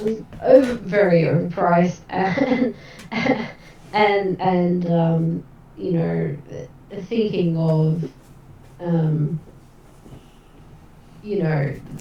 what he usually prefers to give his partner as a gift, being more thoughtful, sort of handmade gifts or stuff along that lines. Calcrix reflects that you and I are kind of the same. We like making objects with our hands and things. I admire that putting thought into an object gives it more meaning to you. I still like mine to look pretty and sparkly, and therefore make mine out of gemstones instead of more practical materials. Was this robe magic at all? No, just a nice silk robe that they were asking. Well, initially 1,000 gold, and then 800 when I said I was part of the caravan here seeking treasures. You managed to get him down to about 750 before you gave up. Yeah, and then further sort of uminaring, trying to politely get myself out of the. Calcrix is umming and ahhing about whether or not she wants to go back and haggle. Not right now because it's late and everyone's tired, but can we put in a pin and We can. I don't know. She's just feeling a very high compulsion now to go back and just haggle over that, just as a point of I don't know, dragon pride. Pride is a dragon. Yeah, dragon pride. Yeah, so maybe if Martin can put a note in that maybe the next session may open up with Calcrix haggling with someone over a silk robe, and some highly excited and possibly outraged responses from said merchant as the dragon starts at 2 gold, so that she can work her way up. Yeah, I gather you wrote that was what you were typing in there? Yep. Calcrix wishes to haggle for the silk robe of water. Yep. Plus the idea of the quality of it stopping you from overheating, and did they say less thirst? Yeah. It's actually magical. It sounds like it's magical, so Calcrix wants to go back and check that out. Even though Zal may not be willing to part with the funds for it, Calcrix may well be, depending on what she determines. The nation itself specialises in water magic. Yeah, and she's a water type, and so that's another reason why it's of interest to her. So I shall put it on end credits. It might also make a nice gift for Yodri. It might. Or